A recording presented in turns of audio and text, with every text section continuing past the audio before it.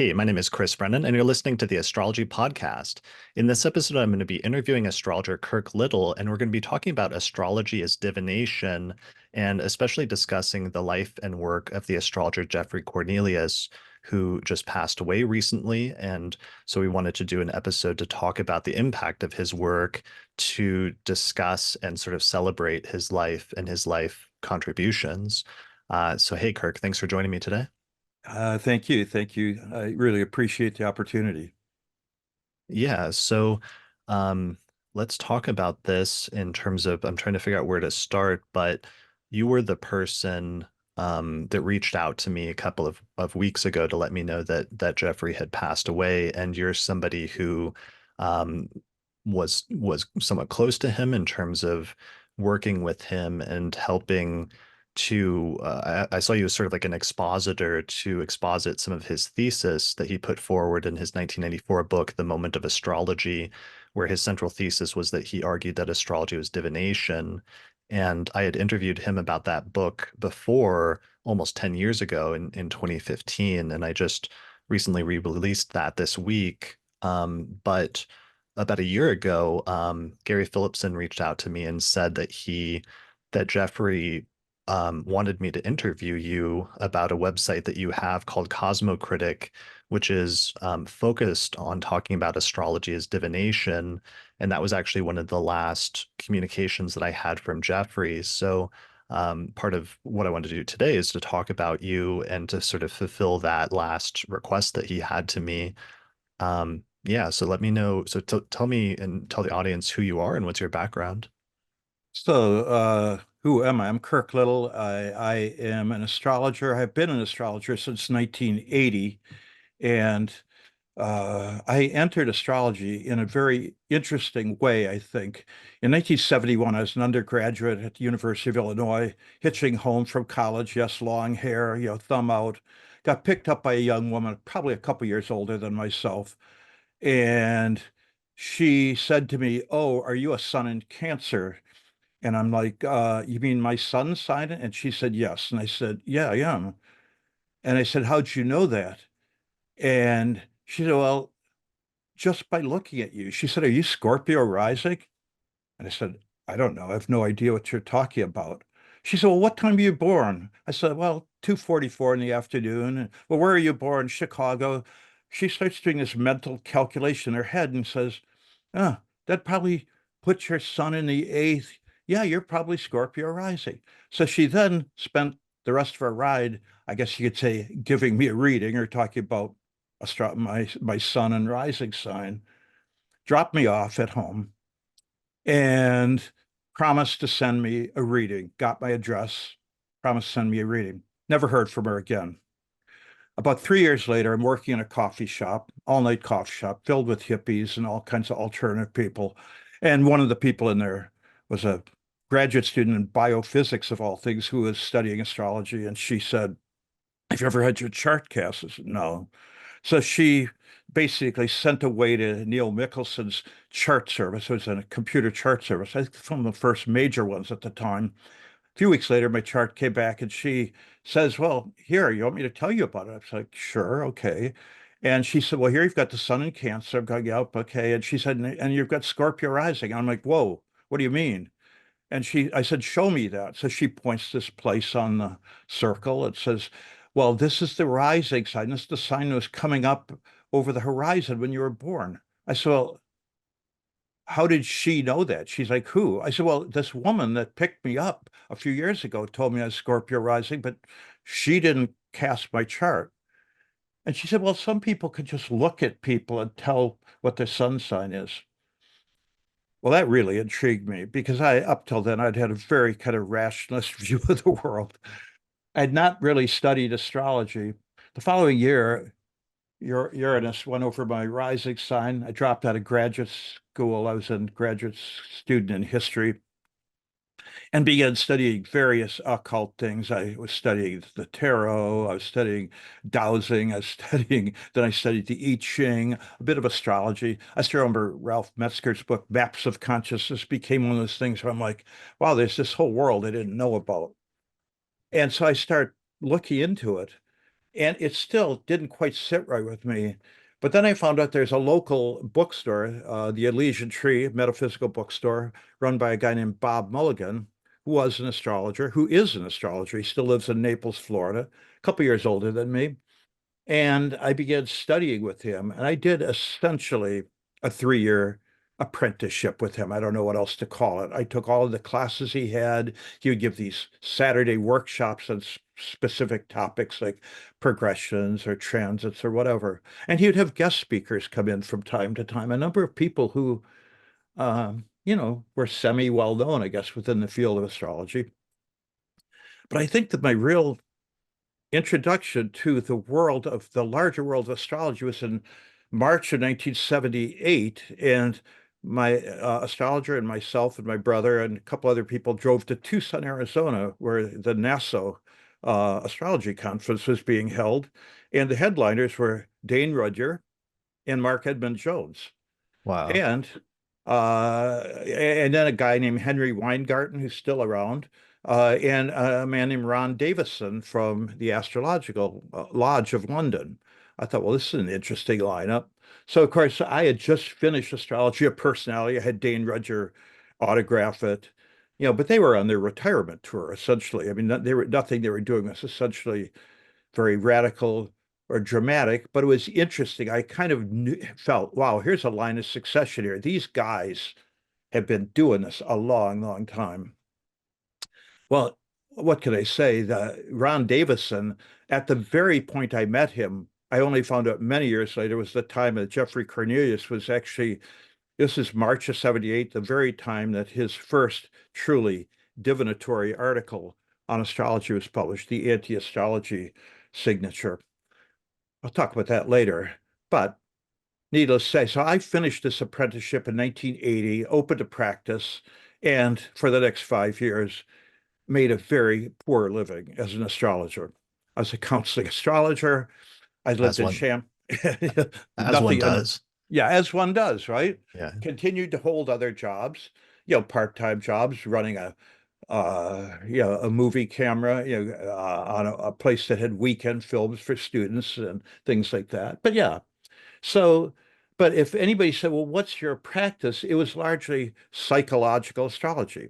So, Liz Green, I had read her book, Saturn, A New Look at an Old Devil. It had come out in 1977. So my entry into astrology was really kind of riding that crest of people like Liz Green and Richard Eidemann and others who are bringing, and Stephen Arroyo, who are bringing this new kind of version of astrology in play here, which is blending the insights of psychology, not necessarily psychoanalysis, but well, at least what Liz, Jungian astrology. Yeah. Oddly, In yeah, your yeah. in your paper defining the moment where you talk Hmm. about the significance of Jeffrey's work from 2006, which is up on your website, Cosmocritic, you situated just the importance of Liz Green's work, and in rereading it the other day, it really gave me more perspective on how groundbreaking Liz Green's work was at the time as being one of the first depth psychologists to really truly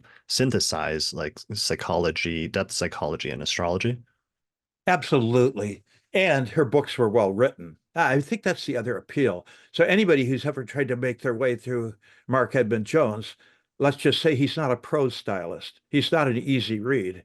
Dane Rudhyar has his own kind of style, I think somewhat elliptical, but at least it's fairly clear. But Liz Green felt very contemporary. It felt very fresh. And it felt like, wow, this is somebody who knows what it's like to kind of be alive now as a young person and express this view of astrology that was overtly psychological. Right. And that was Yeah. really like the zeitgeist at the time. Well, it was because as I think as I just wrote in this piece I've written for the Astrological Association, the journal about Jeffrey, in the mid 1970s, the model of astrology was largely unchanged, really. Now, new voices were coming in. As I said, the psychological astrologers that I've mentioned. Obviously, John Addey's work on harmonics was coming in. Certainly, cosmobiology seemed to give this certain kind of look to it. Uh, the psychological testing was coming up. So there's a huge ferment going on. But for anybody who tried to make their living doing chart readings, which is what I was trying to do, you really wanted something that addressed people's needs. And so Liz Green's work, and I don't want to, I mean, she was the big one, but there were others as well. It's almost like it gave astrology this a legitimacy that it didn't feel like it had. It no longer felt like, wow, we're just dusting off stuff from the late 19th century. Wow, this is some new thinking. And so, Right. Ironically, and something we'll come back to, ironically, part of what was it was almost dusting off was the notion of that astrology is just fortune telling, was mhm, part of the like psychological pushback and in some ways, or something that was fresh about that movement at the time, that astrology was more than that, and that it had a deeper potential. Although that's kind of interesting framing it that way in terms of fortune telling, since as we'll talk about us, fortune telling has a very long history with mhm. divination. Right. Right. I did not meet Liz Green until early in this century. I met her in 2004, and I could just mention that she was at an academic conference. So by the early 2000s, she had reinvented herself as an academic, and has written what I think of as a twin intellectual biography of Jung as an astrologer. I think are two very important books. But she was trying to shake off a unsavory reputation she had of somebody who didn't have a real PhD, and Yeah. that was making the rounds at that time in 2004. So, but I mean, some but of it that was BS. I mean, I know one of the guys that was trying to push that narrative, and I always thought it was really not just unkind, but like not well founded, because I was somebody that found myself in a similar situation, having gone to Kepler College, which was a, school for mhm, astrologers, an attempt to put astrology back in academia and give astrologers academic degrees focusing on their subject, including the history and philosophy of the subject, but it failed to get um, national or regional accreditation. right. So as a result of that, my degree from Kepler College isn't recognized and doesn't mean anything. And as far as I know, Liz found herself in a similar position with the school that she went to, and it didn't mean that she hadn't done the academic sort of legwork, but it just meant that the degree wasn't as widely recognized as it could have been. I think that's probably true. So she has now gotten a second PhD, if you will, in history, Hmm. but from University, I think of Bristol. But yeah, so but in 1977, everybody, if you were an astrologer and you were trying to convince a non-astrological friend that there was something to this, you would you would send people to Liz Green because they could read her and kind of go, oh wow, there's something here. There's something to this. And it isn't just all squiggles and dots on a page I can't understand. It isn't people talking about sun trining this and Mars square. I don't even know what any of that means. But wow, when she talks about it, it gives me this feeling of this is somebody who understands human psychology and can speak to me. And Right. yeah. So that spoke to you, and that was integrated as part of your practice when you were practicing astrologer in what, the early 1980s, you said? Yeah, 1980 to 1985 is basically, I did 5 years of practice and I traveled up. So I was in Champaign, Illinois, which is about 120 miles south of Chicago. Most of my client base was in Chicago. And I'd go up there on almost a monthly basis, stay with a friend, and do a series of charts over a weekend. And it was odd. I probably should have moved to Chicago because my client base then started to build up the way you would want it to, meaning one person would refer another who would refer another and so forth. But that's not what I did. I moved out to the East Coast. So, but So, in terms Yeah. of like what happened that led you to Jeffrey's work, because there was a period where you disillusioned with astrology, or what happened in the late 80s? So what happened in what I like to say is I came into astrology with Uranus crossing my ascendant by transit, Which and I which I love, sorry to interject. I love, by the way, when you mentioned that, because I also had Uranus crossing the ascendant when I got into astrology. right. I love when you told you had mentioned that to me in an earlier communication.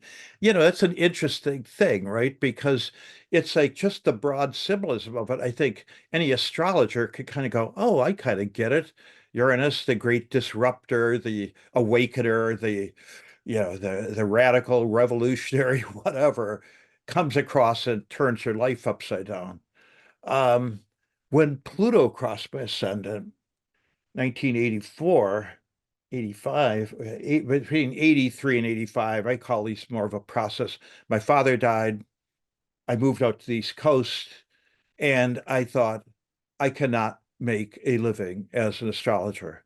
I would have people send me charts. So obviously to younger listeners, pre-internet, pre, I wasn't going to be doing readings by phone. There was no way to communicate with people. And so I would do mail away readings, which were uh, read into a cassette tape. They were what are widely now called blind readings. I'd get the birth date of somebody, I get their name and their birth date and say, please do my chart. No questions. Or they might say, I want to know about romance, or I want to know about my job, or I want to know what I should be doing in life. Kind of broad things like that, but nothing specific. So by the mid 80s, I then went back and was taking courses in psychology, thinking I was going to go back to graduate school, which I did do. And so astrology got pushed to the wayside because all my clients were in Chicago. Oh, yes, I do the occasional chart reading. But once I lived in Delaware and then I moved up to Maine by basically 1985, 86, I no longer advertised doing astrology at all. And so it just kind of dropped away. But as I say in that my paper, Defining the Moment, I walked away, but it never left me. I couldn't leave it. It was such a powerful frame of reference for me that I continued to think about people that way. Um, and I guess you'd say to use it.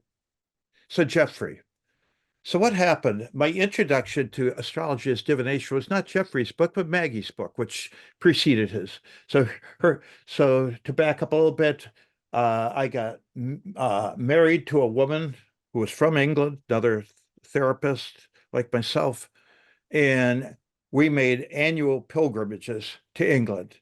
And she had a sister in London, and I did what I've always done. I would go to bookshops and find these books, this Arcana series. It's like, wow, these are interesting. Nothing like this in the States. There were no occult bookstores in Maine where I was other than Weiser, but I didn't even know about it at the time. And so I found Maggie's book and I bought it. I thought, ooh, Young in Astrology. And in her book, I'm one of these people that reads footnotes. I read endnotes. I basically interrogate books. She was talking about the radical rethink of Geoffrey Cornelius. I thought she kept referencing him. She thanked him in the front of her book, but she would make these references to him and to his work as divination. Her book's very appealing, and it has some astrology as divination or divinatory astrology within it. But a couple years later, so on one of my later trips, I basically saw his book actually in Waterstones in England and immediately bought it and consumed it.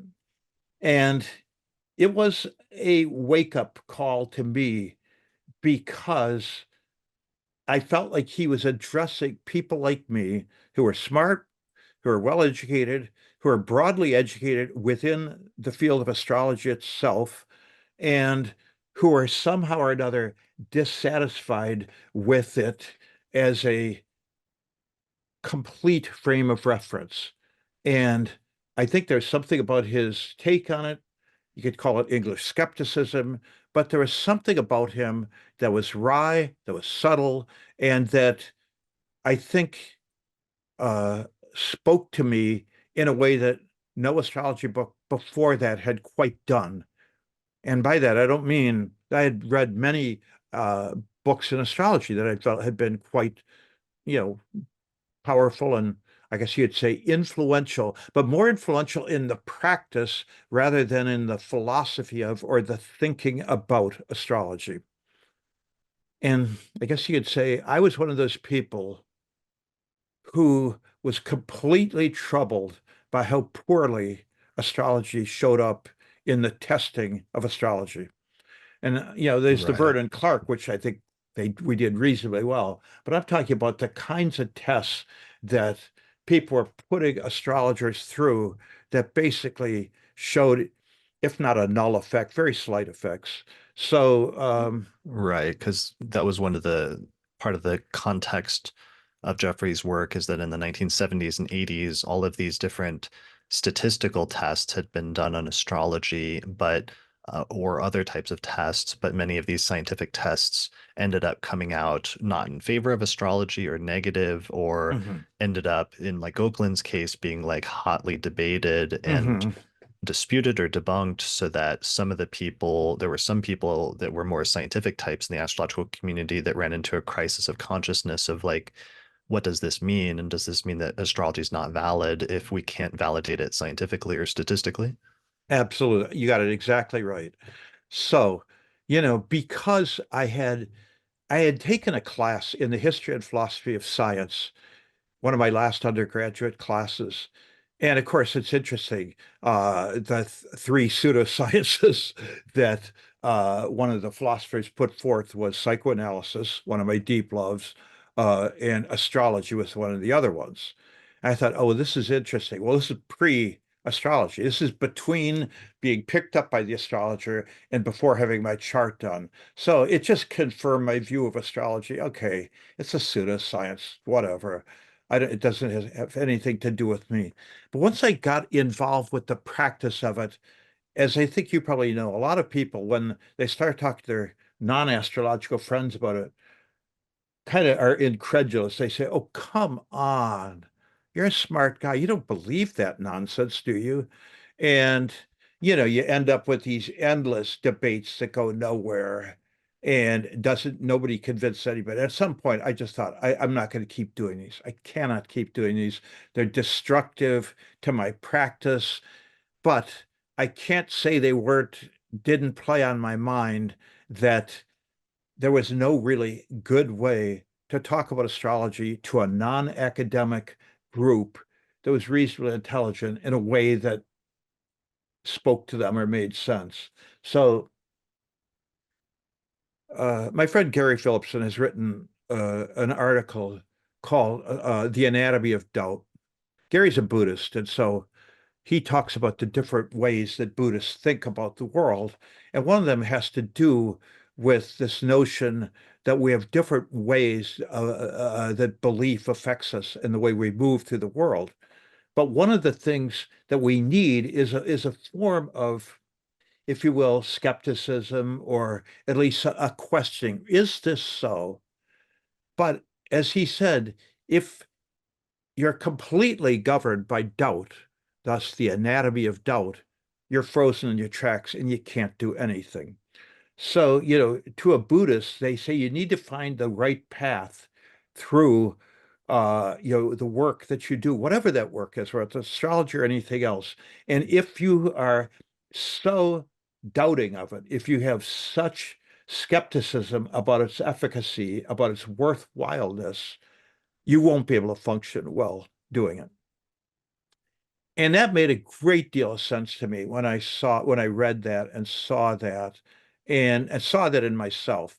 So Jeffrey's book spoke to that part of me. Obviously, those couple chapters, I think they're chapters 3 and 4, that talk about basically astrology coming under the microscope, under the scientific scrutiny, that I thought, this guy totally gets it.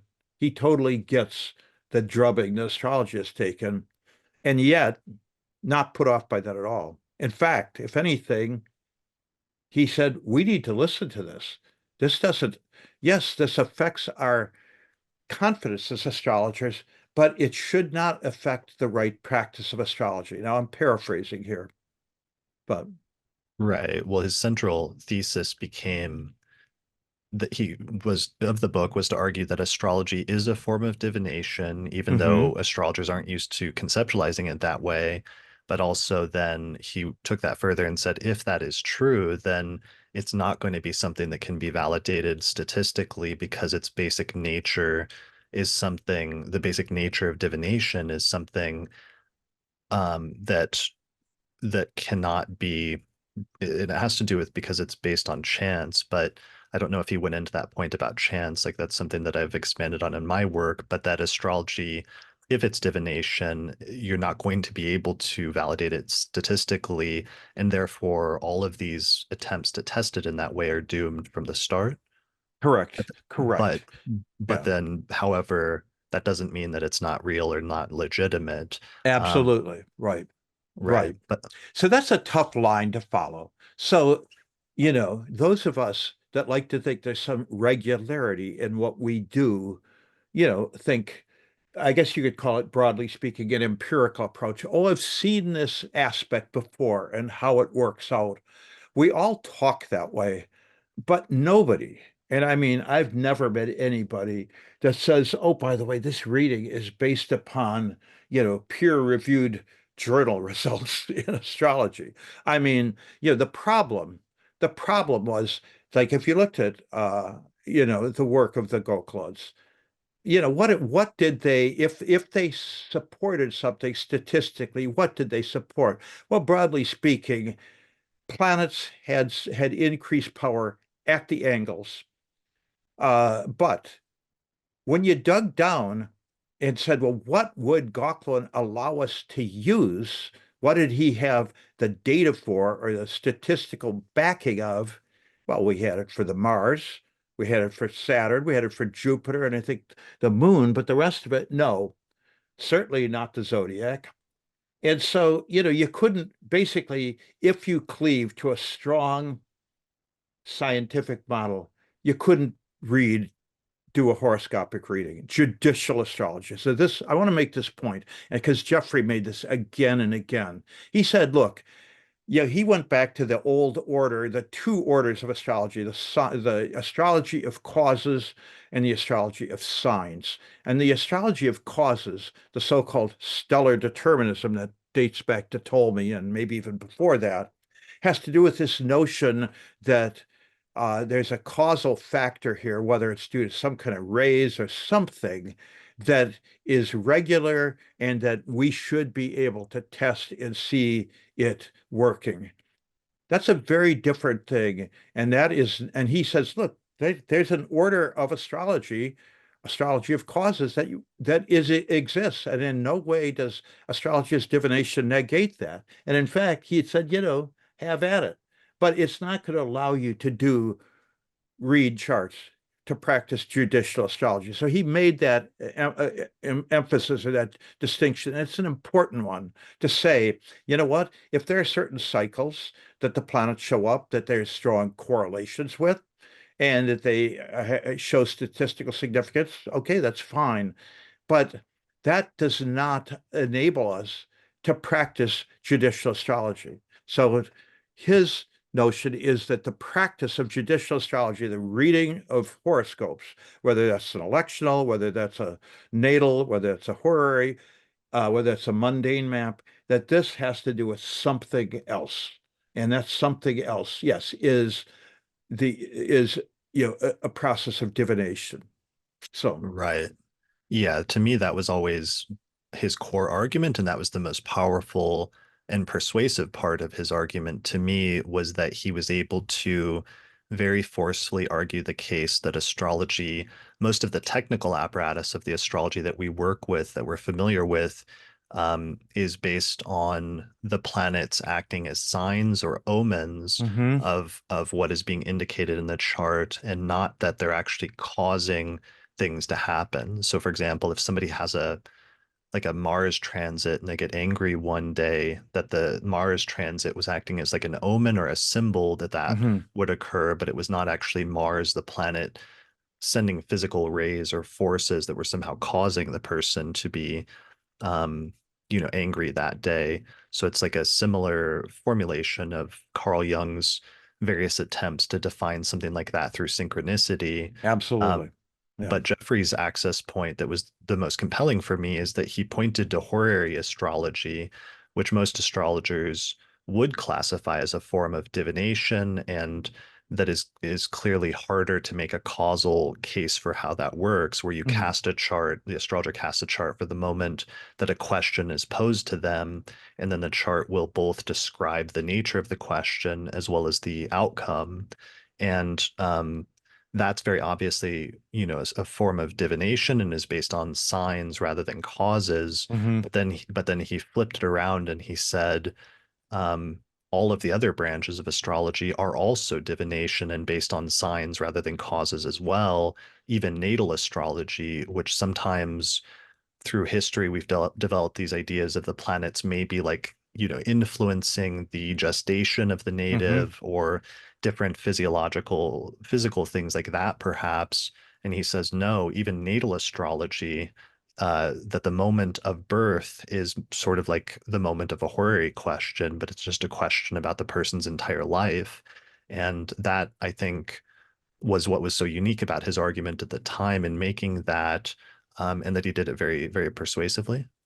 Yes. And so again, I'm going to go back to the mid 1970s when I was getting into astrology, beginning to study it, and then again, formal study in 1977. Horary was nowhere to be seen. Okay, I read the Noel Till 12-volume textbook series as one of my introductions to it. And he had a thing on horary in there, and I read it. But nobody was taking horary very seriously. In fact, if you look at what some of the remarks, some of the major astrologers said about it was very dismissive. And they said, oh, this is fortune telling. This is nonsense. This is an embarrassment to astrology. It makes us look like charlatans, et cetera, et cetera.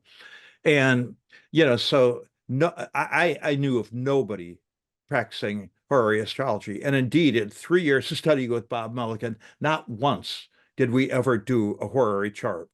That's just not who Bob was. Again, his whole emphasis was on counseling and working with people. And he's been a very successful astrologer. In fact, I went back to him after I'd been in the field a few years, and I said, Bob, you taught me a lot of astrology, but you never taught me how to be an astrologer, how to make it work as a business. He said that that really struck him. And as a result of that, he restructured the way he taught courses and wanted to teach people about the business of it and the practice of it. I don't know if that's true because I have not gone back to revisit that. What Yeah, I did, well, yeah, he ended yeah, up being one of the early presidents then, or maybe even helped to found the Organization for Professional Astrologers that's later, correct. which is now an organization that's still around today that kind of helps astrologers in that way of Absolutely. trying to encourage Absolutely. them how to practice it professionally. Yes, it was. And you know what? He said to me, of all of my students, you were the most thorough. Yeah, I stayed with him. I took every class, you name it. The books, I read my way through a great deal of the Anglo-American literature on astrology. I mean, you know, Charles Carter and Alan Leo and Ron Davison, who I'd met, but William Franklin, who I've later found out that Geoffrey saw as an interesting character. So I had those people as well as the Americans. And so I felt like I had a good grounding. I studied cosmobiology because that seemed so Teutonic and rigorous. And it appealed to that side of me that wanted to see this rather, I guess you could almost call it mechanistic thing. I mean, what's more mechanistic than a midpoint? Of one planet following at the midpoint of two others. It just seemed like that such exactitude, and there's something very pleasing about that. And ditto with harmonics. There was something fundamentally pleasing about that to me when I saw this system that seemed to subsume or to explain other parts of astrology, whether it's the house system, whether it was the signs.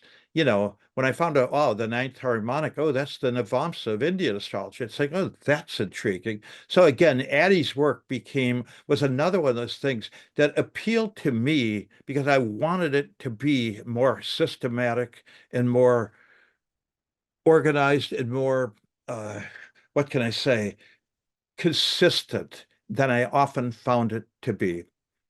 Right. And so there was like this explosion of new techniques in 20th century astrology. And with some of those new techniques, there became hopes that with greater technical proficiency or with some of these new insights these techniques were providing, that maybe this would be how astrology could be validated finally, is through technical advancements. And that's one of the things that Geoffrey confronts directly in his book and says, no, like that's not going to do it because you're still fundamentally misunderstanding what astrology is. That's If you correct. think it can be tested in these wide scale statistical studies and validated in that way, then you're fundamentally misunderstanding the nature of astrology. That's correct. So I'd read his book, I'd read Maggie's book, and I knew I was going to England in July. This is 1995. So I essentially wrote Jeffrey and Maggie what's a fan letter. Well, I just expressed admiration for both of their books. And I said, you know, I had gone through the bibliographies of each of them, and there are a number of articles. I'm wondering if they could help me secure them. There are various things that each of them had listed. And instead, I get Maggie asked me for my phone number and said, "Oh, well, why don't you come to Lily Day in outside of London and meet us?" I'm like, "Okay." So I knew I was going to London anyhow, and so I did. And this was Lily Day was basically in late July of 1995, and I met them in one day. First, I met the Aries first, Pat Blackett, who came and picked me up in Blackheath, the southeast side of London, and we drove to Twickenham, which is where Jeffrey and Maggie had a house. It turned out to be the last day of their house in Twickenham. They were in the midst of packing, and they were moving to their house in Herne Bay the following day. So Maggie even apologized to me, saying, "Oh, it's a mess here," but I remember shelf reading their bookshelf, whatever was still up on the shelves. It's just a hodgepodge of philosophy and literature and other kinds of things, a few astrology books, but they had been packed. So we drive to Surrey, which is where Lilly ended his days, basically, as a member of the church, a church warden, basically, out there. And so Lily Day was something that had been started by the Company of Astrologers to honor who they see as the kind of the patron saint of horary astrology, William Lilly, 17th century astrologer. And so that's how I met them. And it was a beautifully hot day. And I was just flabbergasted at the level of discourse that was going on among these people because I'd been to various astrological conferences by then, but nothing.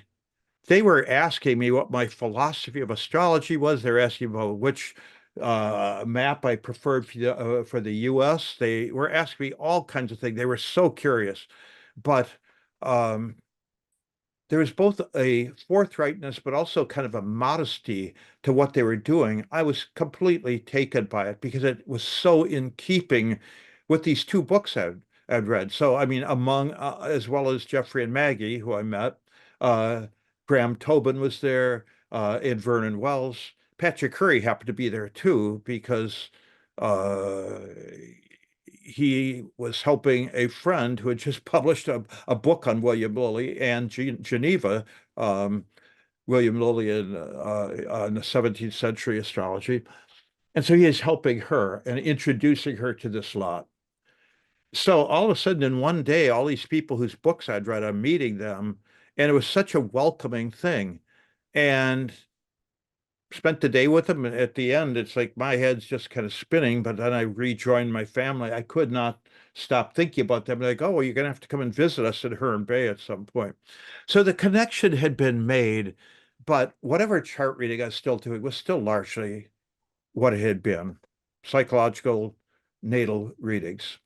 And it was only when I began to visit them in succeeding years, 96, 97, 98, that I got more of a sense of them as diviners, as people who, for whom astrology was part of a very important part, but a part of a worldview that included tarot, that included I Ching, and included omens. It included this notion that the world or the cosmos as we find it oftentimes has ways of messaging us or signaling us through things that happen, through people, through events that, if we know how to read them, are can be taken as omens. And whether they're read astrologically or not is might be another thing apart, but certainly this notion that the world was omen laden or was suffused with this other intelligence that expressed itself. But it expressed itself only to people who, I guess you'd say, with eyes to see. And so that I think I could not have gotten from just reading their books. I had a sense that these people were different than a lot of other astrologers I'd met. I'd met Rob Hand by then. I'd met a number of people by then, who were well-known astrologers, Noel Till for all of his uh, wonderfulness. And, these were people who, to my mind, had made an imprint at various conferences, at books and so forth, but nothing struck me the way it did. Their books, I guess you could say, settled into my bones with the meeting of them and talking about what they had done. And I think that is something that helped kind of transform my view both of astrology and what it means to practice it, but also uh, I began to look at, well, what am I doing here? What am I doing when I sit down with people? So, Right. Yeah. I'm in rereading, I guess, 2 points. I have two reactions I had to what you were just saying and the story you're telling, but one of them is that I was struck in rereading and revisiting the interview I did with Geoffrey in 2015, just and reading his book from 1994, how widely read he was, and how much of like the history of astrology that he'd gone back and studied, but not just the history of astrology, but also the history of philosophy and thought. And that is something that was unique because this is like 1994. So this is really before a lot of the traditional and certainly before the Hellenistic revival had really gotten going. And yet he's already got a pretty deep insight into some of the ancient authors and what was going on back then, which allowed him to critique the contemporary conceptualizations of astrology because he could see how different the contemporary conceptualizations were compared to if you take it back like the first century or so. And then the second point that I thought was interesting and that I'd forgotten about until I re-listened to the interview with him was that he actually started, he came into astrology with a background in divination already hmm because his original focus had been things like tarot, the I Ching, and even having a background in magic. hmm Um, so that really informed how he came into and perceived astrology already having this background in divination. And I think that's a really crucial point in his biography. It is. And it was one of the things that when he met me and asked how I got into it, and I told him that story I told you about the astrologer picking me up. And of course, his immediate remark was, "Oh, well, she was your daemon. She's the one that brought you into astrology." But he loved the fact that I had had this period of about 2 years of ferment where I'm looking at I Ching, I'm looking at tarot, I'm looking at other systems of divination. And, before I settled on astrology, he said, "Oh, that's very important." He said, "It's very important because, you know, you were entering it through a lens of divination." I said, "I didn't think so at the time." And it did appeal to me because it had this kind of mechanistic language that I think appeals to any beginning astrology, you kind of see this, you kind of go, oh, this kind of adds up. One of the first things I did, like a lot of astrologers do, once I had my chart, was like, I was like, oh, wow, let me look at the day my mother died. Pluto was exactly, I mean, partile to a minute square my sun.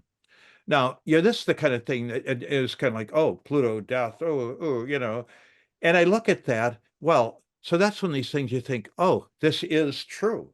This is literally true, rather than this is a very powerful symbol of what was happening to me when my mother died in 1971 and the kind of change that I was going through. I was in my last year of college, undergraduate year, and the profound impact that had. But yes, so that notion of divination and that he was so taken not only by tarot, he said he had done tarot readings as a teenager. He got into I Ching, but that was a more serious pursuit because then he began reading Taoist philosophy and he began to read about the philosophy of the I Ching. So that was a more thoughtful engagement for him. And then he encountered Jung. He said at 20, and I'm thinking, holy shit, before the age of 20, he's already reading Taoist philosophy. He'd already done tarot readings, and now he's reading Jung. But he said Jung didn't appeal to him as an astrologer. He knew there was some astrological symbolism. It was more Jung as the symbolist, as somebody that dealt in symbols. So he thought that was important. But for Geoffrey, divination has to do with the reading of symbols. So one of the first people to understand the significance of Geoffrey's work philosophically was Patrick Curry. He called it hermeneutical astrology in his radical astrology papers. These were written, very important paper by Patrick, written in 1981, 80, 81, just prior to him going back to graduate school to do his history of of science, and where he basically wrote his first book on 17th century astrology. And in these papers, the radical astrology papers, they were privately printed. Most of them were completely abstruse, written by these kind of frustrated academic astrologers. Patrick's was probably the most lucid, in which he said, look, there are these different schools of astrology. There's a scientific school, there's a psychological school, there's a structuralist school, and there's a hermeneutic school. And so he discussed the philosophy of each of those. He revisited those basically in one of his later books, in which he basically got rid of structuralist astrology that nobody was actually using other than like three people or something.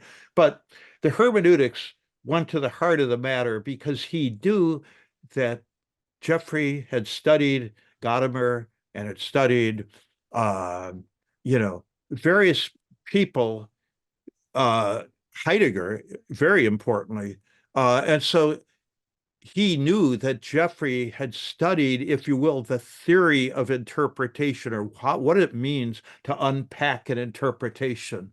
So this was not just some guy who said, oh, cast a few charts and here's what I've found. This is somebody who was looking at astrology with a completely different lens that had to do with what kind of deep truths could it yield to a person. Right. Yeah. And that notion of symbolism and symbolic thinking. And once you have that breakthrough that astrology isn't working through the planets, like causing things to happen, but instead it's acting as signs or omens of things that are happening, then you start to think about that and delve into the nature of symbolism and what that means and how it works and how fluid that can be. And that's where I think things get really interesting in terms of starting to lean into that conceptualization and see what you can do with it. And there's a lot of really interesting Mhm. things there. Yes, there are. And it's not, here's what I'll say. Even at the end of his life, Jeffrey said, I'm still working on this. I really want to get this done. I mean, to those of us, who knew what he had done, it was like, wow, you have done so, so much. But to him, there was always more to do. This was the great unfinished task. And to him, it had to do with we need to look at different ways to understand what it is that we are doing when we interpret a horoscope. And so he used multiple approaches. So if you will, what's interesting, by the way, so you mentioned, yes, 1994, the substantial work for a moment of astrology had been done basically between 1978 and 1986 is what he says. And I think the series of the Moment of Astrology series, which we do have posted on Cosmic Critic, those six articles are really a deep read. But it's the first time really where he talks about not just the stellar determinism of somebody like Claudius Ptolemy, but then he also then looks at uh, hermeneutics basically and looks at what it is that we're trying to accomplish. So this is his first attempt to put together a philosophy of astrology. And to him, this was an ongoing project. So Right. I was really interested in that in your review of your paper that opened my eyes to something I didn't realize because I always kind of like date the Moment of Astrology to 1994 as this landmark publication, but in reality, it's partially what it is this, it's there was a series of articles they published in the 80s which really outlined a lot of those views already, and then the Moment of Astrology represent to some extent represents him bringing some of those previous articles together into a singular book. And that actually I didn't realize that as fully as I could have until somewhat recently, but it made it more interesting to me realizing that his thought like developed and he built it up over a period of time before it eventually culminated in the book. in my essay on him defining the moment, I talk about the English astrological context, and I try to give credit to say, look, this is not some loner out here doing this all on his own. He did this in the context of a group of other people and other astrologers, but not just astrologers. There's Michael Shallis, who is a physicist, Angela Voss, who had a PhD in Renaissance music, certainly astrologers, a number of psychologists who are at the Philadelphia Association. But his first significant paper, divinatory paper, is the Anti-Astrology Signature, which is 1978. That's a full 15 years before Moment of Astrology was published. So that 15-year period was the germination. But you truly see between 1978, that publication of that first paper, which, by the way, I deeply unpack in a forward I write to it on Cosmic Critic because I look at that because it's such an important paper.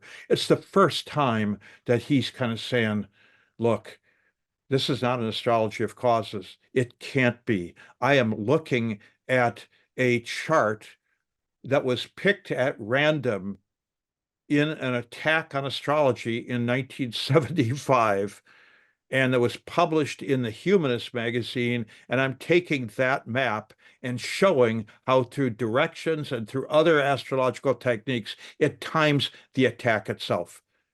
And it's like, whoa. So where's the causation here? Where is the, where's the thing that's making this happen? So the fact that by 1978, Geoffrey in the lodge reading, doing a lot of horary astrology with Derek Appleby and using horary techniques to unpack this anti-astrology signature map, that to me is the watershed moment. It's his time, if you will, of unbelievable kind of when I say discovery, I don't want to put him in the line like an Einstein. This is somebody who had a different way of seeing what we were doing. And the importance of that paper is that if somebody goes back and looks at it, and then you look at what else was being published in 1978, there's nothing like it. It is hands and feet away from anything else that was out there. So Patrick's naming of it as hermeneutic astrology certainly gave it a nice label, one that Geoffrey did embrace. What Patrick could not quite capture was just how unusual what he had done was. Patrick did understand that. It's interesting because Patrick had worked, as had Geoffrey himself, with John Addy. on the harmonics project. A lot of people say, well, gee, was Geoffrey always like this? Geoffrey, was helping John Addy sort through data on his harmonics project, sitting on the floor, sorting through things, counting up this. Geoffrey had a great interest in seeing if astrology could have some, quote, scientific or harmonic or other kind of foundation. He ultimately didn't think it did. But he loved the fact that there were people out there theorizing and saying there might be a different way of looking at what we're doing. And yet, his, to my mind, is the one that I think is when I say standing the test of time, we're still, it's very, very early on in this, in terms of this. But I talked about his work in terms of Thomas Kuhn's book, Structure of Scientific Revolutions, that the way a new theory comes to prominence isn't because the old guard kind of goes, oh, this totally makes sense. It's because the old guard dies out and newer, younger people come in and say, oh, I'm not so wedded to the old ways of doing things. Oh, this is interesting. So Geoffrey loved teaching beginner students, and he loved teaching non-astrologers how to see symbolism. And that's some of what he did at the University of Kent, was this notion of getting people to see symbolism at work. And when he could do that, nothing made him happier than to have a beginning student, a non-astrologer, go, oh, I get it. Neptune in Taurus in this guy's chart, he's an earth mystic. Oh, that's the kind of seeing that Geoffrey felt that astrologers needed to be able to do, is to say what we're doing sometimes is very, very basic, but it's very profound because it's the way the world, or as we like to say it now, the cosmos is speaking to us. Yeah, I have I don't know if this would be a good time to mention it, but to sort of like illustrate what we're talking about it acting as an omen or a symbol. Um, this week, you're about to fly out in a couple of days. So we're recording this on Sunday, September 15th, 2024. And in 2 days, on the 17th, you're going to fly out to the UK for the funeral and for Jeffrey's funeral, and you're going to give the primary eulogy there for him. And I was really struck by the fact that this is taking place the week of a lunar eclipse in Pisces that's happening on the 17th. Hmm. And I was struck by that because I know he was born within 24 hours of a solar eclipse in Capricorn the day he was born. And it made me think of earlier this year I did an episode on Proclus, who was a philosopher and astrologer. He was one of the last great leaders of the Platonic Academy in Athens around the 5th century. And his biographer and his student way back then, after Proclus died, he has this story about how there was an eclipse that took place that year that was really conspicuous in that area. And that this eclipse was seen as like an omen of the death of Proclus that occurred around the time that he died. And Proclus or Marinus, his biographer, actually has this statement about it where he says, when commotions such as this are seen to occur in heaven, they are said to be significant or signs of occurrences on earth, and we take them as portents of the deprivation, as it were, the eclipse of the light of philosophy. So it's like Proclus, or what Marinus is saying is that the eclipse symbolically represented the light of philosophy being eclipsed or sort of snuffed out when his teacher Proclus died, and that it was a loss for the world. And I thought that was really interesting because, one could make a similar sentiment about Geoffrey, who's sort of like the astrologer and philosopher of our time in some sense, and just this eclipse that's happening that's going to sort of coincide with the week of his funeral. Hmm. I went back after you said that, and I cast the chart for the solar eclipse for January 14th. It's actually the day after, but yes, within 24 hours of Geoffrey's birth. for January 14th, 1945, set for London, which is his birthplace. And the map's extraordinary because two of the outer planets, Neptune's at the midheaven and Uranus is at the seventh cusp. So the fact that it kind of has this, uh, you know, Gauquelin effect, but not with any of the planets Gauquelin, had anything to do with Neptune and Uranus. But what's important actually is Mars in Capricorn rises in this map. It's got 10 Sagittarius rising. Mars in Capricorn rises and makes an applying and a doubly applying square to this prominent Neptune. And because Neptune's retrograde. To my mind, that is a beautiful symbol for the energy and the work that Geoffrey did about divination. So Geoffrey, I don't think many people would think, oh, when they think of Geoffrey, he was such a Saturnine figure, which there is that element to him, double Capricorn, if you will.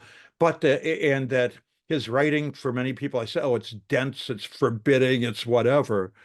But when you got to know him, there's a lightness to him. And like I say, Neptune, he loved the notion of Neptune and divination. And if you look to Moment of Astrology, he has a couple of chapters in there in which he discusses psi, influence, and Neptune itself and its role in divination. So when I look at this map, I love the fact that we have this prominent Neptune at the midheaven. And if there's any message that Geoffrey brought to astrology and the world of astrologers, is that astrology is more peculiar, as he said, more irrational, more irregular than our woolly theorists would have us believe. And he loved that. He loved that about astrology, that it could not be pinned down to this nuts and bolts science. Oh, well, if you have this, then that.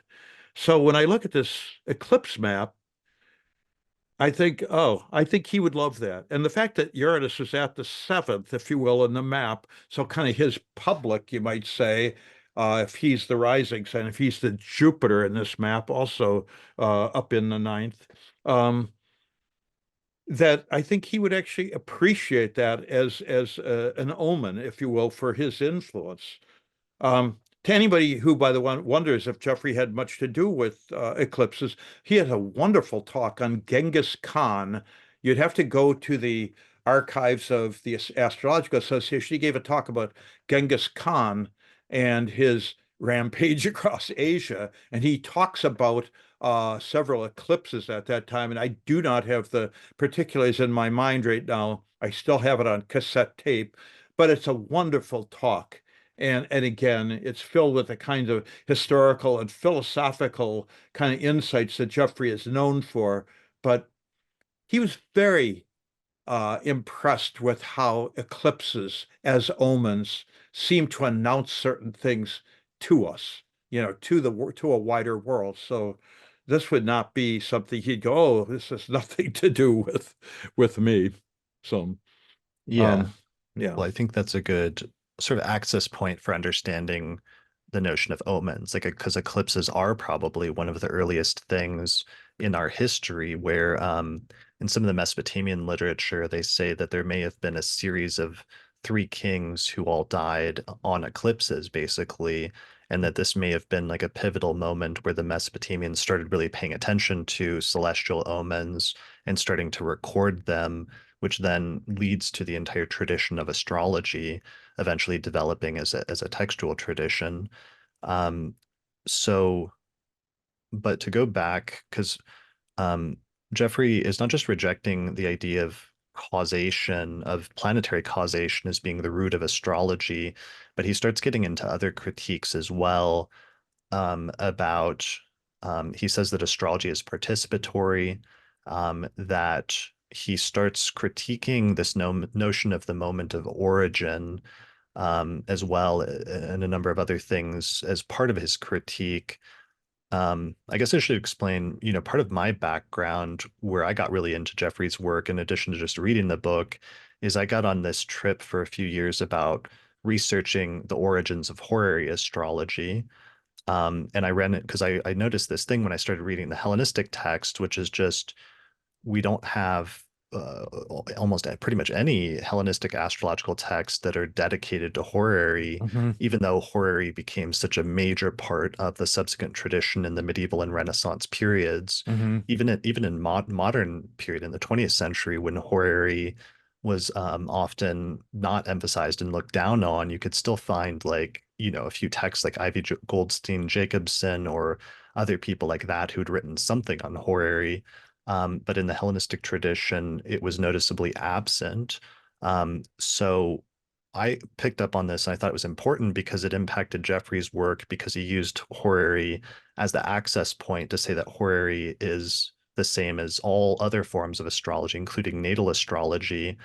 Um, but what I realized later is I think that horary did exist in a proto-form in the Hellenistic tradition because there are a few traces of it starting to emerge out of the electional tradition, using the term katarchy.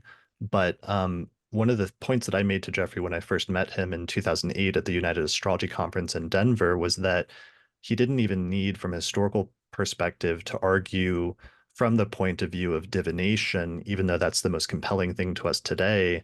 But it's easy to just go back to the Mesopotamian tradition prior to Ptolemy, where even natal astrology was explicitly practiced as a form of divination, so that you can make a similar argument just from that direction, or use that way to make the same argument, and you sort of get to the same place. Hmm. Well, to go back to what you said about the eclipses as omens, he would have loved, and I know he did this, the simplicity of, especially a solar eclipse, the sun being eclipsed. And if we think of the king, whether they have the sun sign in Leo, the king is a solar presence, right? So the eclipsing of a sun will be the darkening of a solar presence, or in this case, the king. So Mhm. is that an omen that they will die, be deposed, whatever? That they raise important questions, right? Yeah, enough so that what by the time of the Romans, they began banning the use of astrology, certainly banning its use of casting the Caesar's horoscope or casting a leader's horoscope because they said, well, whether it's true or not, it has great symbolic power for those who believe it. So to them, they felt like this is something that we do need to control, that we do need to kind of put some guardrails around. And uh, but yeah, I think again, I'm getting a little lost here. I think the eclipse material is a nice entry into looking at astrology as a symbolic practice. I love the fact that you brought up Katarke because that was one of those things that, of course, the initial moment, he introduced that notion of Katarke to my mind, to modern astrologers. There might be a few specialists who say, oh, I knew that phrase, but he resurrected that. And of course, he said it had both technical meanings and then also kind of more everyday meanings. But to Geoffrey, it meant the sense of initiative. And of course, it had those connotations of beginnings and origins and whatever.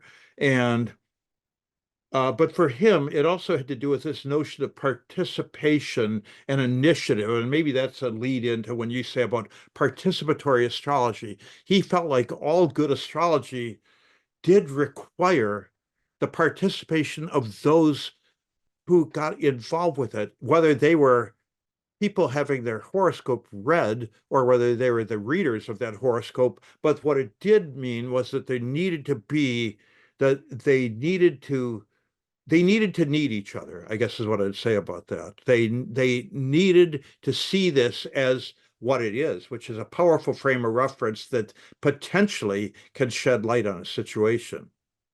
So, Right. That's something I've always struggled with his work because that was one of the things he started trying to argue in the book that I don't know that I agree with, because I think he took it to the point of saying that there is no objectively occurring astrology for the most part when it comes to most of the things that we're doing, in the same way that with like a tarot card reading, there is no tarot card reading until the two people like sit down and the reader is asked a question by the client, and then they cast the cards at that moment, and then it becomes infused with symbolic meaning that's actually relevant Mm. to the two participants.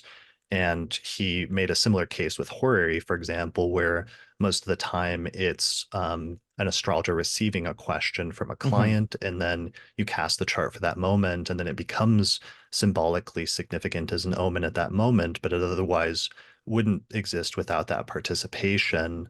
And I can see why he'd making that argument coming into astrology, from the fields, different fields of divination like tarot and I Ching, and then Right. having horary become so important. But there's this tension that I have because it does seem like there is this difference with astrology where the planetary movements are objectively occurring out there, sort of regardless of how, whether we're paying attention to them.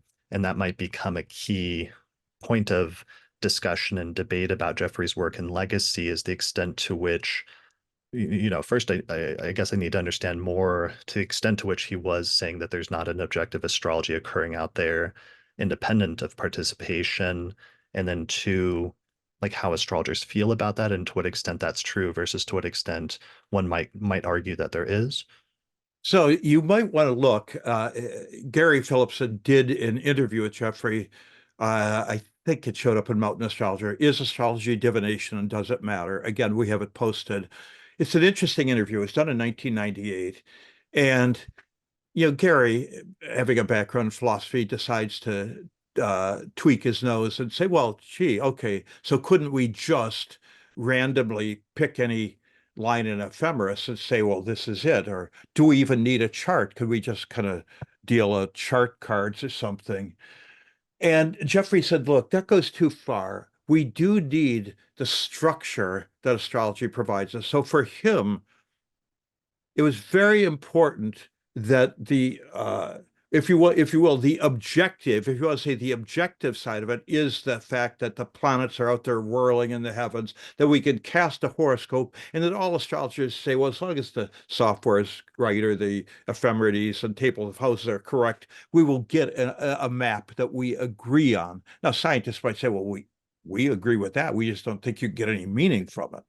So, but he said, so there is this objective thing, but it's important for people to know that the moment of astrology is the moment the astrologer takes up the interpretation. So go back to the thing about horary. Is every horary potentially useful? No, it's not. And in fact, uh, he was one of those people that lamented the fact that when horary started to so horary was no place in the late 70s. By the mid 80s, at least in the UK, horary had come into its own. Then the journals started filling up with horary articles that had these questions like, is AIDS, this is a horary question, is AIDS caused by man? That'd be the horary question. Or is the Bible the work of God, the words of God? And Jeffrey wrote a rejoinder, he's called Horrible Horrors, that I would encourage anybody to read, in which he said, this is a travesty. These people have no standing to ask these questions, meaning somebody who's asking, is the Bible the word of God?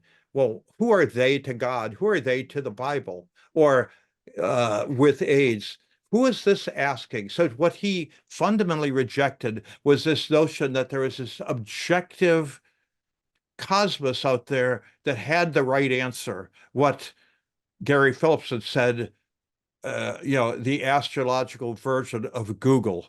You, you type in a question and there's your answer. That Gary rejected that. Jeffrey certainly rejected it. So what he said is the horoscope by itself is not a guarantee of anything. And just because somebody asks a question, well, for one thing, because again, this is something else that people that got to know him were like, well, wait a minute. He called himself, so he talked about two forms of astrology, what he called open and closed forms. And he was more of a closed form guy at the beginning. And by closed form, it meant he held to the rules of, for instance, horary astrology, that if there's strictures against reading the map, whether it was the moon was void of course, whether it's the rising sign was in the first 3 degrees or the last 3 degrees of a sign, whether Saturn was in the seventh, these various strictures, the map should not be read. And that to read through a stricture was a mistake. He said, was there a time, would there be a time a very good, experienced astrologer might do that? Maybe. But he said the frame of reference must be respected. So for him, the astrology, the astronomy of it, if you will, the planets, where they were moving, where they were in the houses, where they were in the signs, where they were within relation to each other, that needed to be respected, and yet it needed to be framed as not, it might be objectively out there, but the astrology was not objectively out there. The astrology was the interpretation of the objective signs and now it's been put into the world of people. So he would say, this is the moment of astrology. When you say, as I did a few minutes ago, that rising Mars in that eclipse map, wow, that's his work, that's his energy, squaring Neptune at the midheaven. Oh, so his reputation, a 10th house matter, well, it's technically in the ninth, but conjunct the midheaven, his reputation is one in which his work spreads the word of Neptune, of divination, of mysticism, of elusive weirdness about astrology. Be like, yep. Well, he might disagree with the particulars of my take on that, but he'd say it's a reasonable take. I'll go with that. Right. So you were talking about like the considerations before judgment, and underlying that is the notion, and different astrologers have different positions on how closely or not to adhere to those, but underlying it is an issue with horary of radicality, and that Uh-huh. the moment of the divination and of casting a chart is supposed to be this important, somewhat pressing, like charged moment. And if you meet those conditions with a horary, that it's a singular, unique moment in time that has personal, especially deep significance to the person, that the chart cast for that moment will speak to that moment for some mysterious reason. But if you start asking sort of like arbitrary or pointless or other types of questions, or like that there's sometimes like rules to divination, Hmm. and that's true for other forms of divination, where it's like you can't just ask the same question like 10 times in a row and expect each of those divinations to be useful or to give you something that's going to be valid. Um, and that there's something similar in horary, where there's this importance of having a uniqueness to the moment that's charged in some way, and that it will speak to you if it meets that condition. Absolutely. Thank you so much for saying what you just did. It's so important, I think, that there is something about certain moments we know in our lives that become charged. If we're Mm. astrologers, we might check our watch and go, wow, what's going on here? And we might later on cast a chart for it. He thinks the most important horrors, the most important work goes on when people have, he wouldn't say an emotional stake in the game, but I will. But where people are moved by something, it matters. So, for instance, the is astrology is the Bible, the Word of God.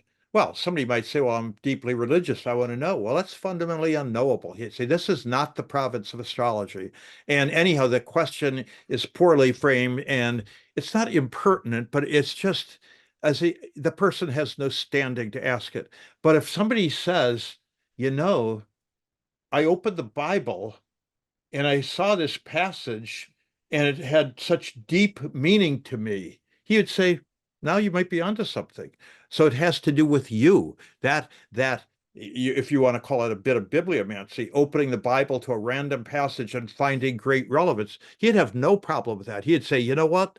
That's exactly how divination works, that when people have this need, it gets answered. Now, whether people can derive the correct answer correct, he would even hate my use of that. Whether they can get meaningful information from that is something apart again. So Gary loved to ask people William Lilly's favorite, one of those phrases, that those that are near, I'm going to paraphrase here, those who are nearer to God basically render more accurate judgments. I think what Gary was getting at, what Lilly was getting at, and I think what Geoffrey would say is that sincerity, spiritual sincerity, I'd call it, is fundamental to doing good work. And I think one of the major ways that I've changed as an astrologer is when I'm sitting down with somebody, once I've cast their chart, and yes, I will go look at what Rob Hand says. I will go look at even like some midpoint. I will go look at a lot of different things, or what Arroyo might say, something, but then kind of sit with the chart myself and think, what is this person asking and how can I best be of use to them? That's how I see my role. And I don't want to make it sound grandiloquent, but I want to say that I am trying to act as a, I guess you'd say, step down transformer from the cosmos. I mean, that's what we astrologers do. We're saying the cosmos has meaning, which is in distinction, contradistinction to what the physicists say. We're in a universe of random matter, molecules moving around. There's no meaning to it. It's run on the laws of physics. And we have to say, at some level, there's some truth to that, but there's another level, whether we want to call it behind that, beneath that, on top of that, wherever it is, but it's not there, that interpenetrates that. And it's our mission to basically find that juice and to the extent we can to put that in language that can be helpful to other people. Yeah, for So, sure. For sure. Well, and it goes back to, I think something we are trying to articulate was that we're talking about moments of symbolic significance. And that's where we get back into that term katarki, which he mhm, picked up and was so fascinated by and made such a central part of his argument that, for example, when two people get married, it's like the moment they say I do is a moment of symbolic significance that is charged, and that sometimes people will cast a chart for that moment, for example, in the idea that that chart will act as an omen that has something significant to say for the future of the couple that got together at that moment. But it's the symbolic charge of that moment that's important in some mhm, ways, and that you have also a similar thing with the moment of birth where sometimes people get caught up about issues of like conception versus birth, but the mhm, importance of the moment of birth is that is the most symbolically significant moment where the individual, the baby, starts their life separate from the mother, and that astrologers since the 5th century BCE have been taking their omens from that moment in order to tell them something symbolically significant about what will happen in the person's life. And when you start understanding that that's what you're looking for is these important moments of symbolic significance, then you really start to understand what you're doing, I think, a little bit more clearly than if you get into the weeds about looking for different like a causal nexus of things or mhm. something like that. Yeah, exactly. You know, yeah, that's such I mean, all astrologers know that. I think this is one of the things that Geoffrey uh, loved about astrology and astrologers is that regardless of whether they agreed with him, he knew that anybody that engaged in astrology seriously, not just some casual kind of thing, but that they were wrestling with these issues, whether they knew it or not, and that the more they practiced, the more they found that astrology had that mystifying, sometimes deceitful quality, but sometimes just almost revelatory qualities like, oh my goodness, the symbolism speaks so profoundly and so specifically here. And I think that's the thing that is, I think, maddening to people who read his book, who see it largely as a critique, and do not see a lot of the wonderful symbolism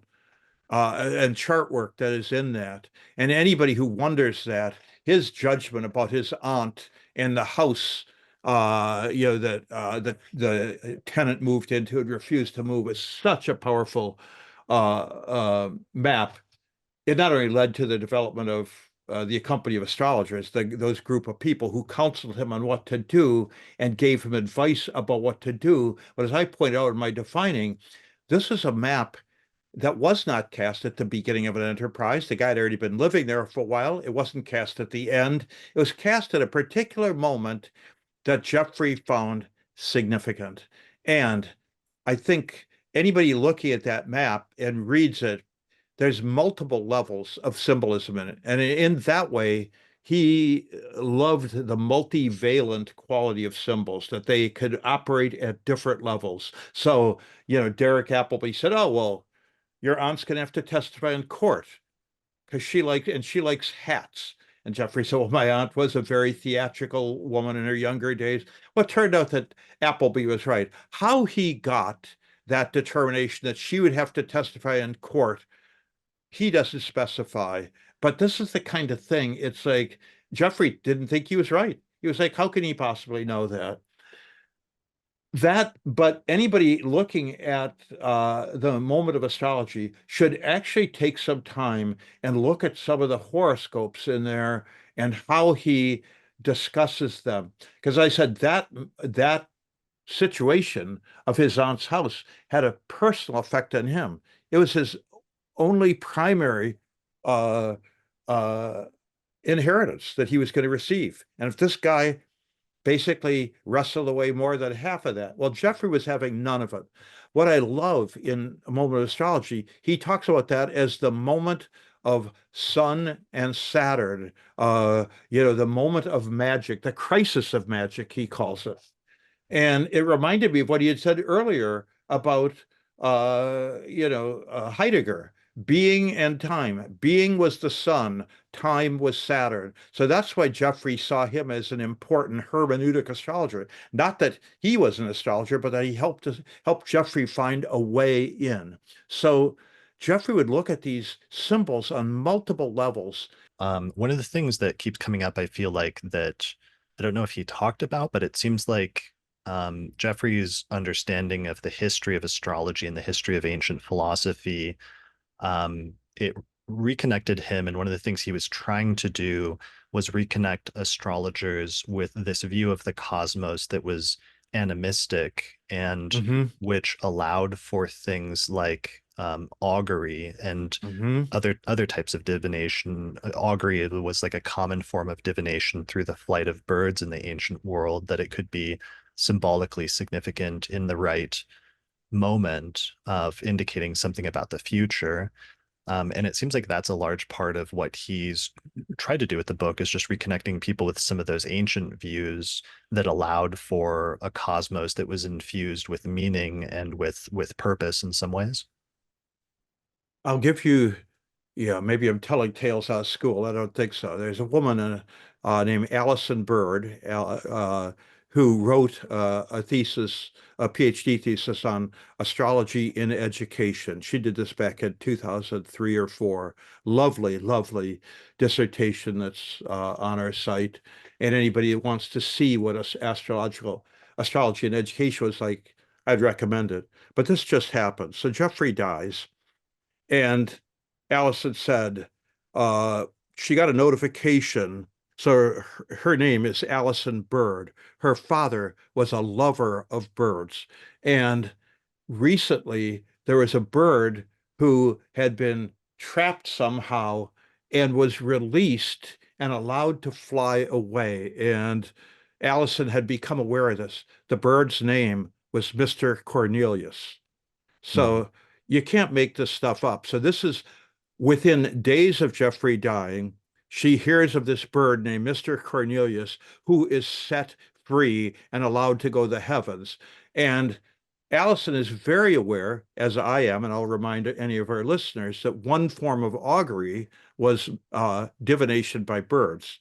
And indeed, Geoffrey talks about that, that one of the fundamental ways of looking, we're screening of livers, right? Looking at liver divination, but divination through birds, which ways they flew and so forth. And what did that mean?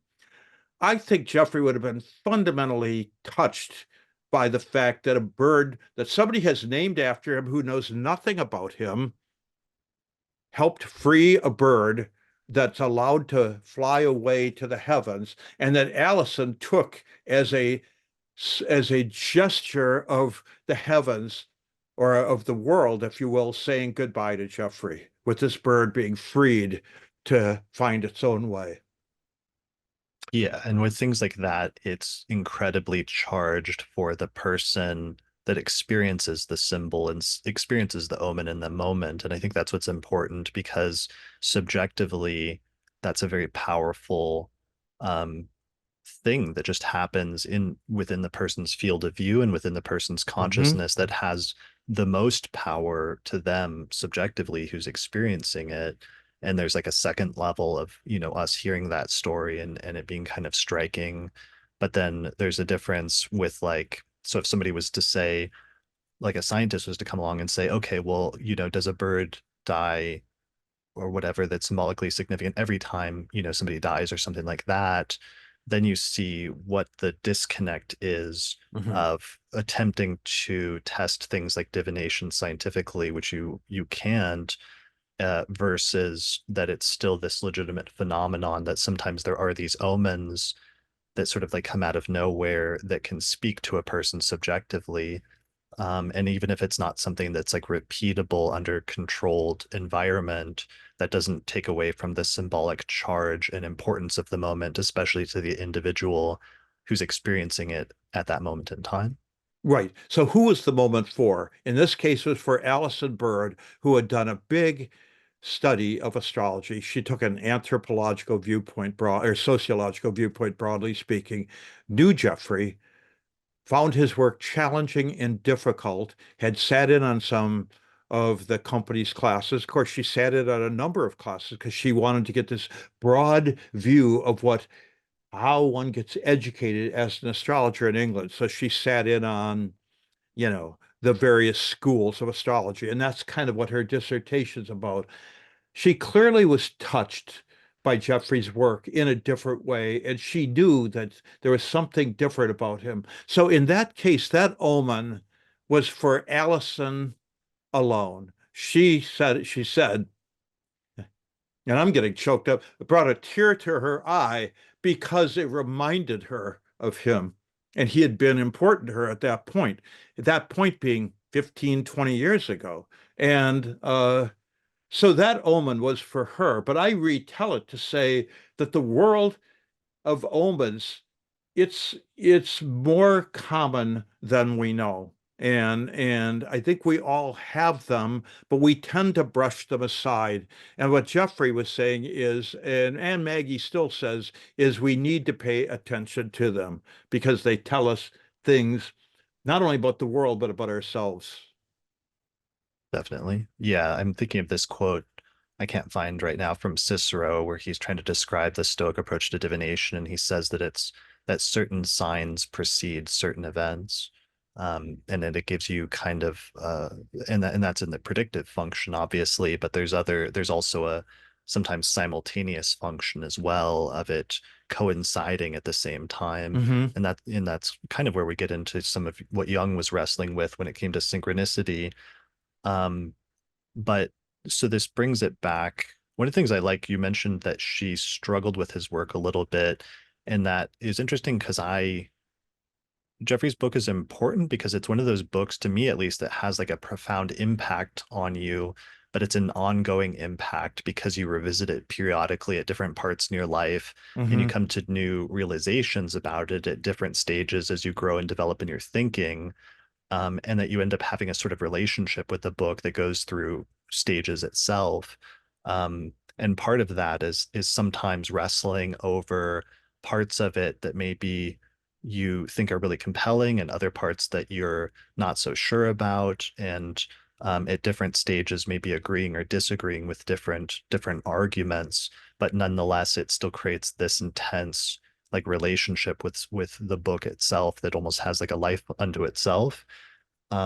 So going back to one of the things you were saying, though, that I thought that was interesting to me, it always struck me as a tension in the book, is that he did. try to argue that astrology is participatory, it's more subjective. There's a less objective component to it than we're used to thinking. But then on the other hand, he wanted to argue that it's not arbitrary and that it's not a situation where anything goes. And I think that's a central tension in the book and tension in his argument about divination, because I think it's easy to think then if you do accept some of those arguments about it not having an objective validity or needing to be participatory, that one could say that one could start to think that there must be some arbitrariness to it, or that anything could go to some extent. But I know that that's something that he would push back on, right? Right. In again, that interview with Gary in 1998 is interesting. I reread this just recently to remind myself of that. Uh, he said, "Look, I'm talking to you, Gary, that way, and to what I know will go to a group of astrologers. When I teach beginner astrologers," he said, "of course I teach the signs and the planets and the houses. I want people to know how to do progressions, how to look at transits." He said, "I act as if it has this kind of objective validity." He said, "You can't proceed otherwise. You have to do that." One of the things that in the moment of astrology, he has that argument of the hermeneutic circle, but it goes back to basically medieval theology and philosophy. But one of the houses that Geoffrey thought was completely unrepresented or underrepresented in astrology was the sixth house. So he called that the house of technique, or techne, to use Heidegger's term for that. And he said, you know, what's really interesting when we think of the mutable houses, of course, everybody goes, oh, the third house is the lower mind, the ninth house is the higher mind, the 12th house is the mystical mind, the sixth house is the what? Oh, okay, it's the mind of, craft. And he said that is such an important thing for people to have an education of astrology like it's a craft. Is it like shoemaking? I'm not a shoemaker, but he really felt like people needed to respect the framework and to treat it as something that needed to be studied and understood and not forgotten, but kind of moved through, if you will, the hermeneutic circle. So everybody would go, well, so a third house understanding of astrology, oh, that's Venus and Taurus means this. Oh, so the sixth house has to, oh, that's what would the technique be that you'd use with Venus? Like, would you see what domicile it's in? Well, yeah, what would you do? Would you look at when it's in its fall? What kinds of things would affect a reading? What's the ninth house? Oh, that's the higher side of it. So, of course, Geoffrey saw astrology itself as a ninth house pursuit. Philosophy and astrology, he put in the same boat, the same astrological house. But he thought that ultimately, maybe what we're aiming toward is some kind of 12th house spiritualized astrology. He certainly thought Alan Leo was moving that direction. He thought most astrologers ultimately did, but he really felt like in the work we do, he said, am I a mystic astrologer? He said, well, I'm an astrologer that wants to help people in the here and now. He said one of the issues he took with the Dane Rudhyar, with the humanistic school broadly, not just Dane, was this notion that, oh, well, we're not going to have any truck with helping people with their relationships or the messy little details of everyday life. To him, that was the stuff of astrology. The thing that made astrology matter for people is if you could come up with an interpretation, help them think through an issue using the symbols of astrology. So to him, that was not only that was a justification for astrology, is that you were down in the everyday details of life, and that sometimes those details reflected very prominently or significantly in the symbolism itself, and that any astrologer you pointed out to would say, oh, I see that. Oh, I get that. Yeah, I agree with you. I'm not sure if I take the next step with you, but I agree with that.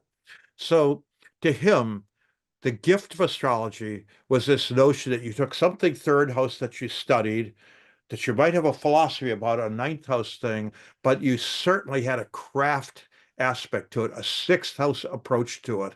And I remember when I pointed out to him some of Stephen Arroyo's comments about that in astrology, psychology, and the four elements about the six houses. He loved that. And he said, well, point me to that. Because he was always hungry for anybody that he might have overlooked or not seen something and said, oh, I should have known other people would see this. He always wanted to find out who had seen what he had seen before him. So in that way, he was very willing. I want to go back to something else you said about the history of. So Geoffrey, I still remember when Project Hindsight came out, and he subscribed to that, and he was so excited by the work that they were doing, the three Roberts were doing, and to him, he always felt like, wow, the work I did, as I said in my recent essay on him, it was done the old-fashioned way, libraries and stacks and friends lending him books. He would write to professors, not email, but write to them and say, I see you wrote this. Is this what you really think? And, so his work ethic was extraordinary. He did not bother with social media. He did not bother with, and yet to the end of his life, he became very fascinated with things like AI, very fascinated with the way the world was changing. But he was a fundamental believer that you needed to hit the books. You needed to think about, not just read, but you need to think about what you did. So I think your perception of him, I think he'd like that you have a renewed appreciation that this man did the hard work. Well, his future historians find refinements on that. Did you find refinements? He'd say, have at it. I'm all for that. This is what I found in the 80s when I was doing this work. This is to the best of my knowledge what I could find. And yet, again, I think he was always very appreciative of the work that other people did and wanted to kind of knit that into whatever he had come up with if he thought it had relevance.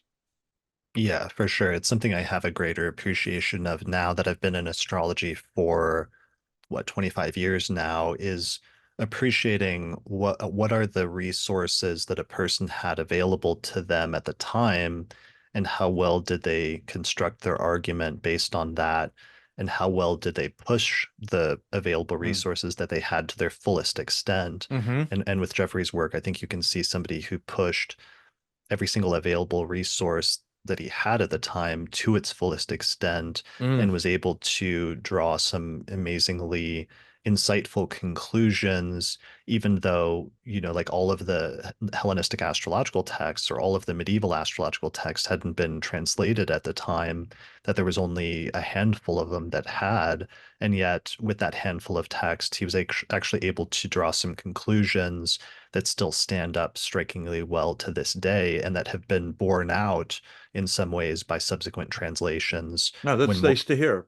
Yeah. Yeah, so that's one thing that I am really impressed by in terms of that. Well, two of the Um, people he drew to him, Vernon Wells and Graham Tobin, were both pretty decent Latin scholars. And Geoffrey and those two gentlemen, as well as Charles Burnett, and a couple other people were part of a translation group in the early 1990s, looking at some of these texts. So of course Charles Burnett, is one of the deep scholars, right, of ancient astrology and ancient and up to Renaissance astrology. Worked with Dorian Greenbaum on her dissertation, uh, and yet so here even he appreciated what Geoffrey was doing and what Graham was doing and what Vernon were doing, and helping them with this.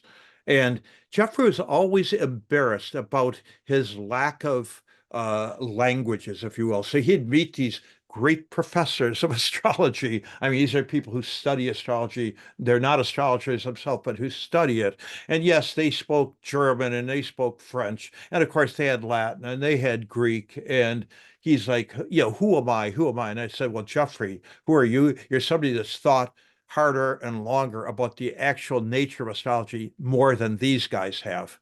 And he got invited by Dorian Greenbaum to an academic conference in Erlangen, Germany, And of course, there's all these, the heavyweights there, and I won't name names here.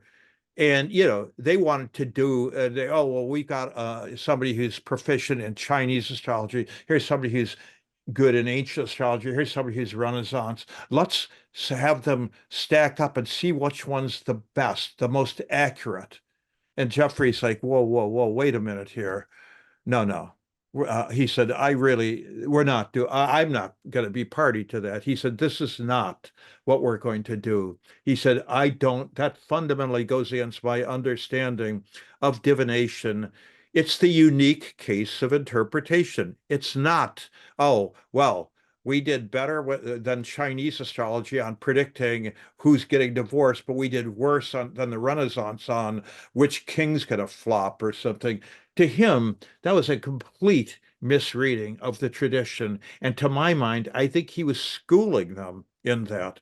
And I said to him, I don't care how many languages they speak or have read these texts in, they have a fundamental misapprehension of the way astrology functions as divination. And I said, and that's why Dorian wanted you there, because you have an understanding through divination as praxis or practice that none of them can touch.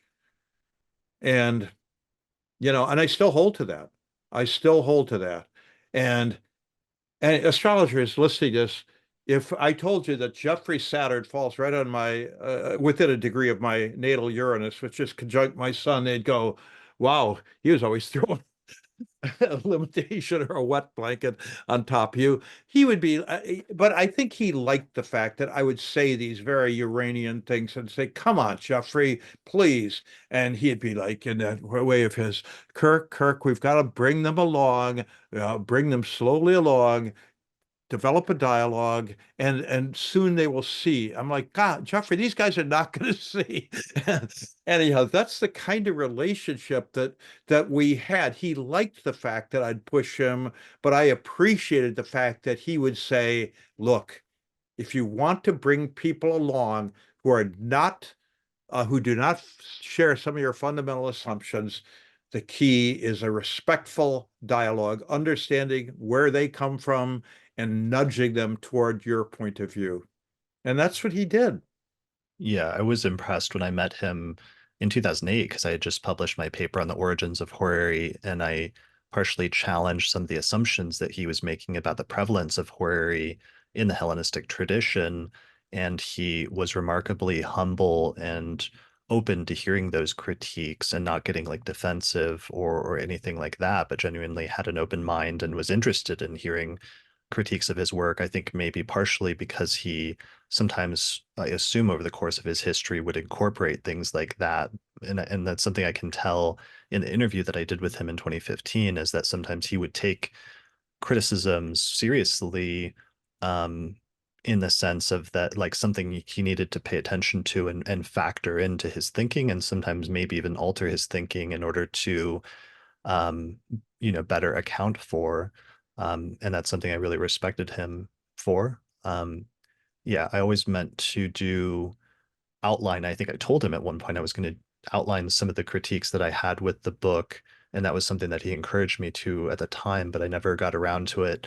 Although doing that interview with him in 2015 was one of the, I've already said it's one of the most important interviews I've done in the entire 400 episode series, but it was also one that I intended to do from day one, is I had a few books that were so important and impactful to me, that I knew I wanted to interview and do a really good treatment to outline and share that with my audience to help pass that forward to the next generation. And doing that interview with him was one that I was glad I got to do in episode 53. Right, right. Um, That was a very key interview. Again, to your readers or listeners, rather, on Cosmic Critic, we have an hour-long interview of Geoffrey I guess you'd say, an interrogation by Patrick Curry. And at this point, this is late 2022, we did this.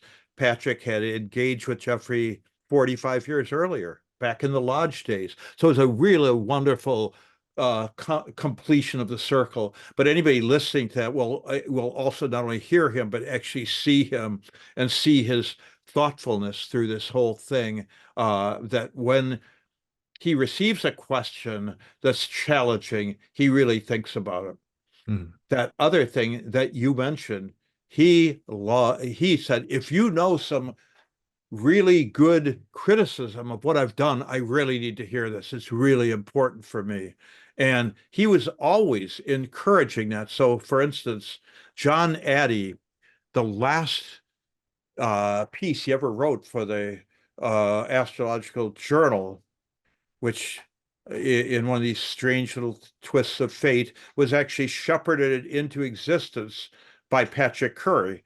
Um, John died in 1982, but it was John Addy, attacking astrology as divination. And Geoffrey said in his book and afterwards that it was the most significant critique that astrology as divination has taken on to date.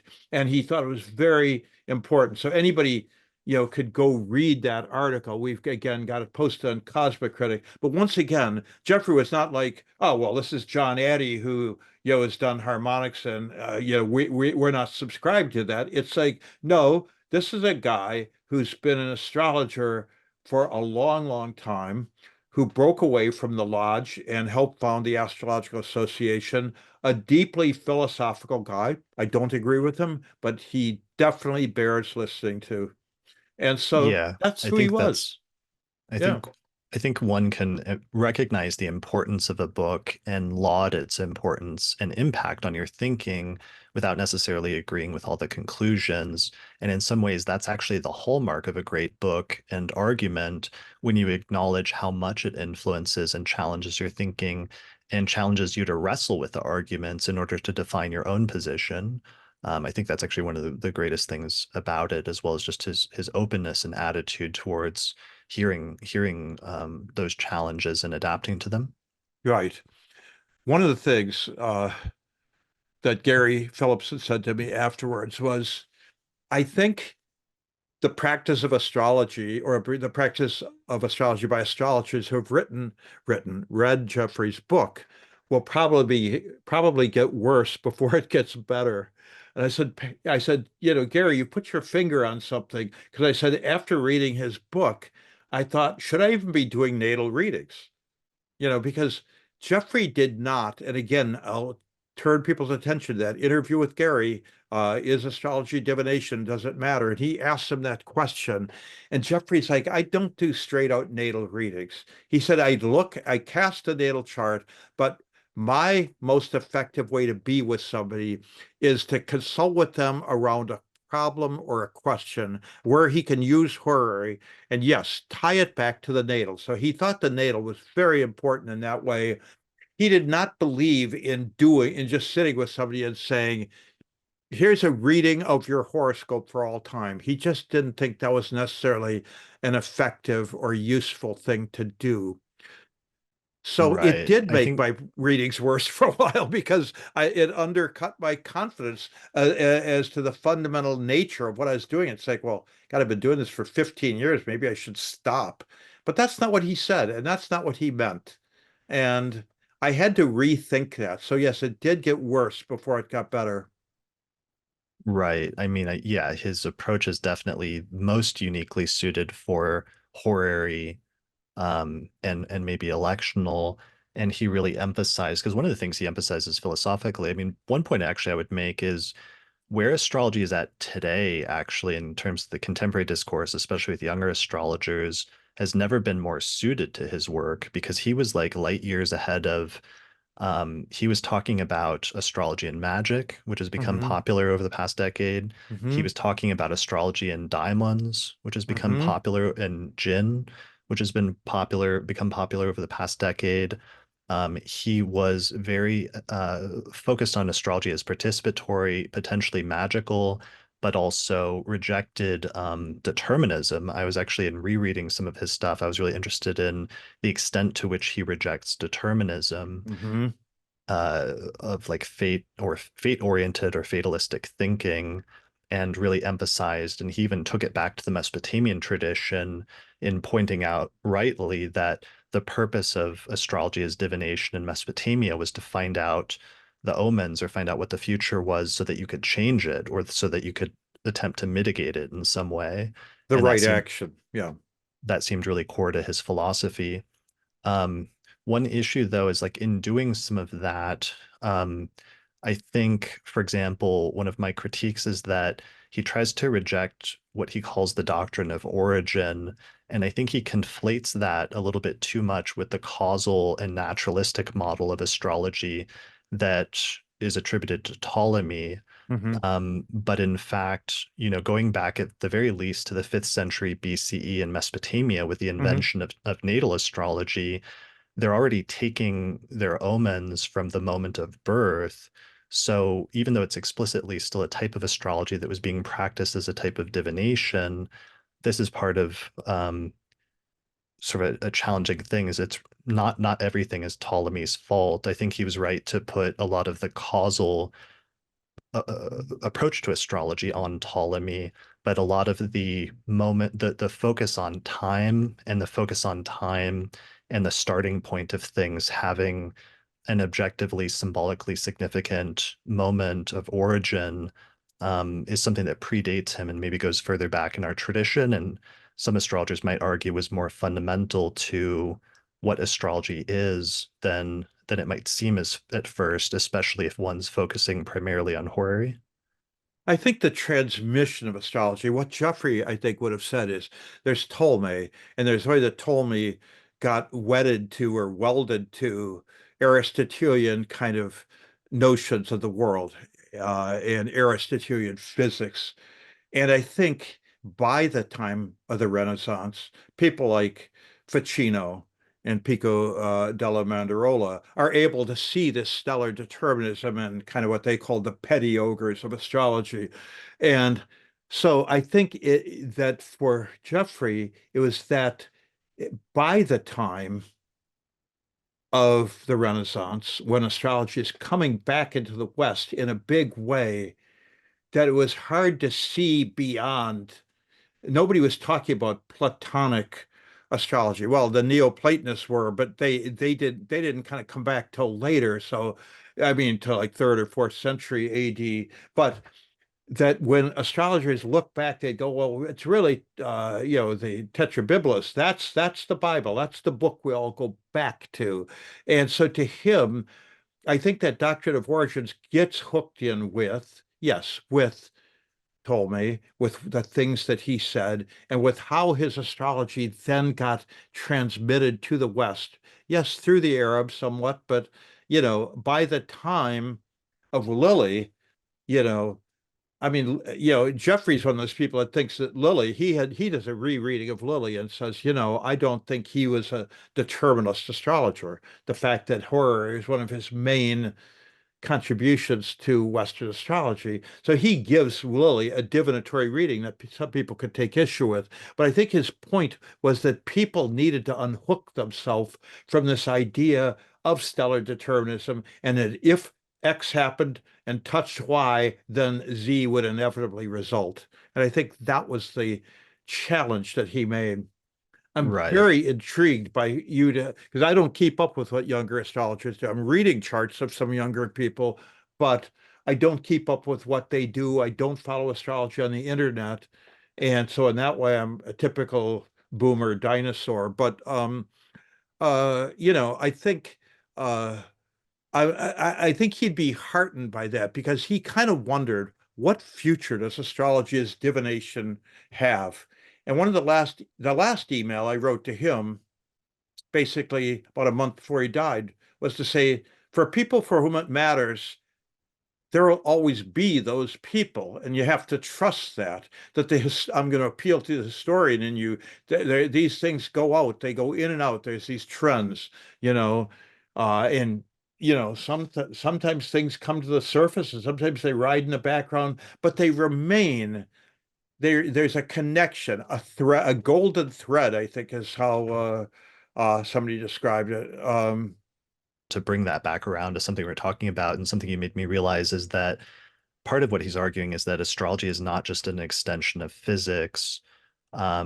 And that's why he's rejecting the causal model, and that's partially why he's Hmm. rejecting the machine of destiny, as you said. But instead, that it's like it's evidence of an animistic cosmos that speaks to you, and it seems like that's really his core thing. But his rejection of determinism was a very core characteristic thing for him, and he was especially rejecting the notion that everything's fated or predetermined and that you can't do anything about it, and rejecting that, especially that the planets are causing or forcing that to happen. There is a bit of an issue where even before Ptolemy, there was a strong Stoic element in astrology where a lot of astrologers did view everything as predetermined, but the Stoics themselves still used divination. And in Hmm. fact, they would point to divination and point to it as evidence of their thesis that that everything was predetermined through a providential ordering of events, and that sometimes the cosmos would show signs or omens of these future events, and that's one of the reasons how you know that things are predetermined. And I think that's one area where I think it's important to unhook the notion of um, the doctrine of origin from Ptolemy, because it's something that is not just restricted to the causal view, but is also potentially something that people could be using even in a divinatory standpoint. And I think one of his Geoffrey's primary objections is that he didn't think that everything was predetermined. Right, right. No, he did not. Yeah, boy, there's so many ways to go with that. But I mean, obviously the Stoics, I mean, the Stoic philosophy says that, and even when we call somebody a Stoic, right, they bear the burden that the world has, has is putting them through. And so in that way, was Geoffrey a Stoic? I'm not sure. I think he clearly felt like astrology could lighten the burden for people if was done. When I say done properly, it's odd because, again, um, his view of things was, he's one of the most thoughtful astrologers I've ever met, and yet there was part of him that was open to the anarchic quality of a symbol showing itself unexpectedly that we could call Uranian, that I think he appreciated, or sometimes would be Neptunian, that made its way, through the crevices. I think many people would be stunned to find out that Geoffrey had a group called Spirituality and Gambling with the company, and they used to bet on racehorses, which is really big in England. And um, he had a couple of times, they had a couple of times where they picked a winner. Well, was it done through precise astrological technique? No, it was done through something much more uh, like, oh, well, this is a horse with a strange name, and this astrological signature even suggests that name. So we're going to go with that horse. And they won a 50 to 1 odds, and you all got a payout. Well, to him, the payout wasn't that they won, though he liked that, but it was the fact that this weird, you know, uh, bit of omenology, if you will, kind of manifested in the world. So he would have never said, "Oh, by the way, stick with me and I'll make you a rich person." You know, win or lose, he thought it was an important thing for diviners to sometimes test their metal, if you will, against the world as we find it. But mostly, I think that had to do with helping people with what I just call the problems of being human, you know. Sure. Yeah. I mean, I think, yeah, that goes back to some of the horary stuff I think we were talking about earlier about, when is a horary valid if a person's using it for an emotionally charged moment of importance in a person's life versus when is somebody trying to apply it to something that's not that important and not that significant, and when is the astrology going to work and be resonant versus in what instances is it not. And different horary astrologers have widely different opinions on that view, or Hmm. on that issue, because some that say that like horary always works and it never stops working no matter how seemingly insignificant the question, and then others say no, it has to be restricted to a certain set of criteria in terms of how important the question is, or other things like that. Right. So, from his background in the I Ching, he thought that was a misuse of the I Ching to kind of say, oh, should I throw an I Ching? Should I throw the Euro sticks to determine whether I should have eggs or cereal this morning for breakfast? I mean, these kind of the trivialization of divination. He felt like oftentimes just they just didn't show anything. Same thing with horror. He thought, if people say, "Oh, should I buy this house?" and the horror had a stricture, then he said, then they would say, "Oh, well, when's the stricture over? I'll ask again." And he was like, "No, just when it moves you again, why don't you ask?" He felt like it was an important thing for astrologers again to respect that frame and to say, I can't give an answer to that. I cannot give an answer to that. Um, well, why? Well, why? Well, the chart just won't allow me to do that. And so to somebody who does not share a divinatory framework, who has the celestial form of Google, oh, what's there on tap? I turn it on. This is going to be a mystery. But to somebody who thinks that we need to respect certain times and places as this is not the time for that, this is not the place for that, or you don't have the standing to ask that question. Secondary horrors. Oh, my friend's girlfriend is thinking of leaving him. Do you think she will do it?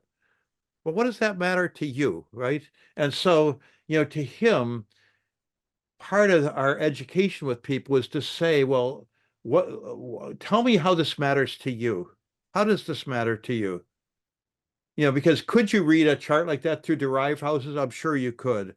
But to him, I think he bridled against people that treated divinatory frameworks, whether it's tarot, whether it's the I Ching, whether it's astrology, whether that was dowsing, which he did, by the way, uh, as a misuse of those practices. And so, again, that's just kind of who he was. You want to call that a Capricornian, hard-nosed guy about it? I guess you could call it that. I would just say this is somebody who was into a philosophical framework that he felt needed to be honored. That if you looked into the tradition and you embraced that tradition and you studied it, you needed to honor it. That makes sense. Yeah. Um, One of the things I wanted to mention that I've been thinking about for a long time is that I think is important and tied in with this notion of divination is the element of chance.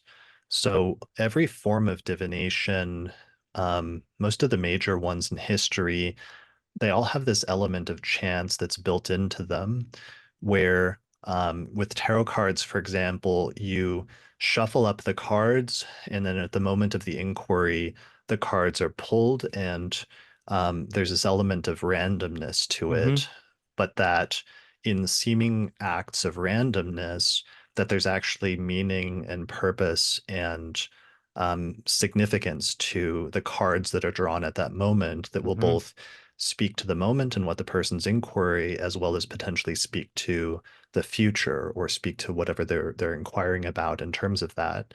So that's an element of that's true in tarot. It's also true in, for example, the I Ching, where you cast the yarrow sticks or the coins, Hmm. and then it's it's random, it's seemingly random, but out of that randomness, there's actually meaning and purpose. So that's something I don't know. I don't remember if he goes into this. I don't think he does, but I think that's the element that I've been dwelling on for about 10 years now about how astrology is tied in with divination is to the extent that it is, it's that element of chance that's really important. And the element of chance is obviously there with horary, for example, where um, the chart is cast for a random moment, and the random moment is the moment that the astrologer receives the question from the querent, whether Hmm. that's the querent coming to them and asking the question at a certain Hmm. moment. And then the randomness is that the astrologer um, essentially takes a snapshot of the sky in that moment, which is constantly turning with all of the planets moving, sort of like a lottery ball where you Hmm. have all the little balls like bouncing around, and then you pull out a ball that has a number at that moment, in the same way like a Hore chart is freezing things at that moment and then saying this moment and the alignment of the planets in it is symbolically significant for this moment and for what's being inquired about and for the future. So with horary, that's really obvious. But I think there's an element of that in natal astrology as well, because most of the time throughout history, that moment is random and it's not controlled. It's just the moment that a person is suddenly born after obviously gestating for a certain number of Hmm. months. But even today, doctors, for the most part, don't know exactly. They can't predict the exact moment that a person's going to be born. There's an element of it most of the time that's outside of anybody's control, and Hmm. it just happens at a more or less random moment in time. And then an astrologer can cast a chart for that moment, and the chart will speak to the nature and the quality of the person's life as well as their future. Hmm. So I think this is important because if that element of chance is built into things as a core component, then that also becomes one of the reasons why astrology may not be able to be tested scientifically because it's based on this notion of randomness having a meaningful component. But randomness is something that scientific studies try to control for and try to exclude Hmm. because they're trying to test something else. They're trying to test things that stand out from randomness and that are meaningful in a different order. And I've been trying to figure out how to articulate that for like a decade now, and I don't fully have it down. But I think there's something there that gets to the heart of some of the issues that Geoffrey was bringing up, and some of the issues of why the question of astrology as divination, why that's still ongoing and important, especially recently, where there's still occasionally like studies coming out about astrology and still astrologers discussing this question of whether astrology can be validated scientifically. Hmm. Do you know if the element of chance in divination ever came up in Geoffrey's work? Chance in divination. What I do know, and again, the interview with with Gary in 1998, he talked about in the early days, he would, cast Euro sticks and then do a chart reading for the time the Euro sticks were cast. Similarly, he did similar kind of tests or confirmations or whatever you want to call them with tarot. He did not find those productive, and he said it was not helpful. He was mixing his metaphors, if you will, divinatory metaphors. He One would think, well, wait, if there's something to this, shouldn't they all say the same thing?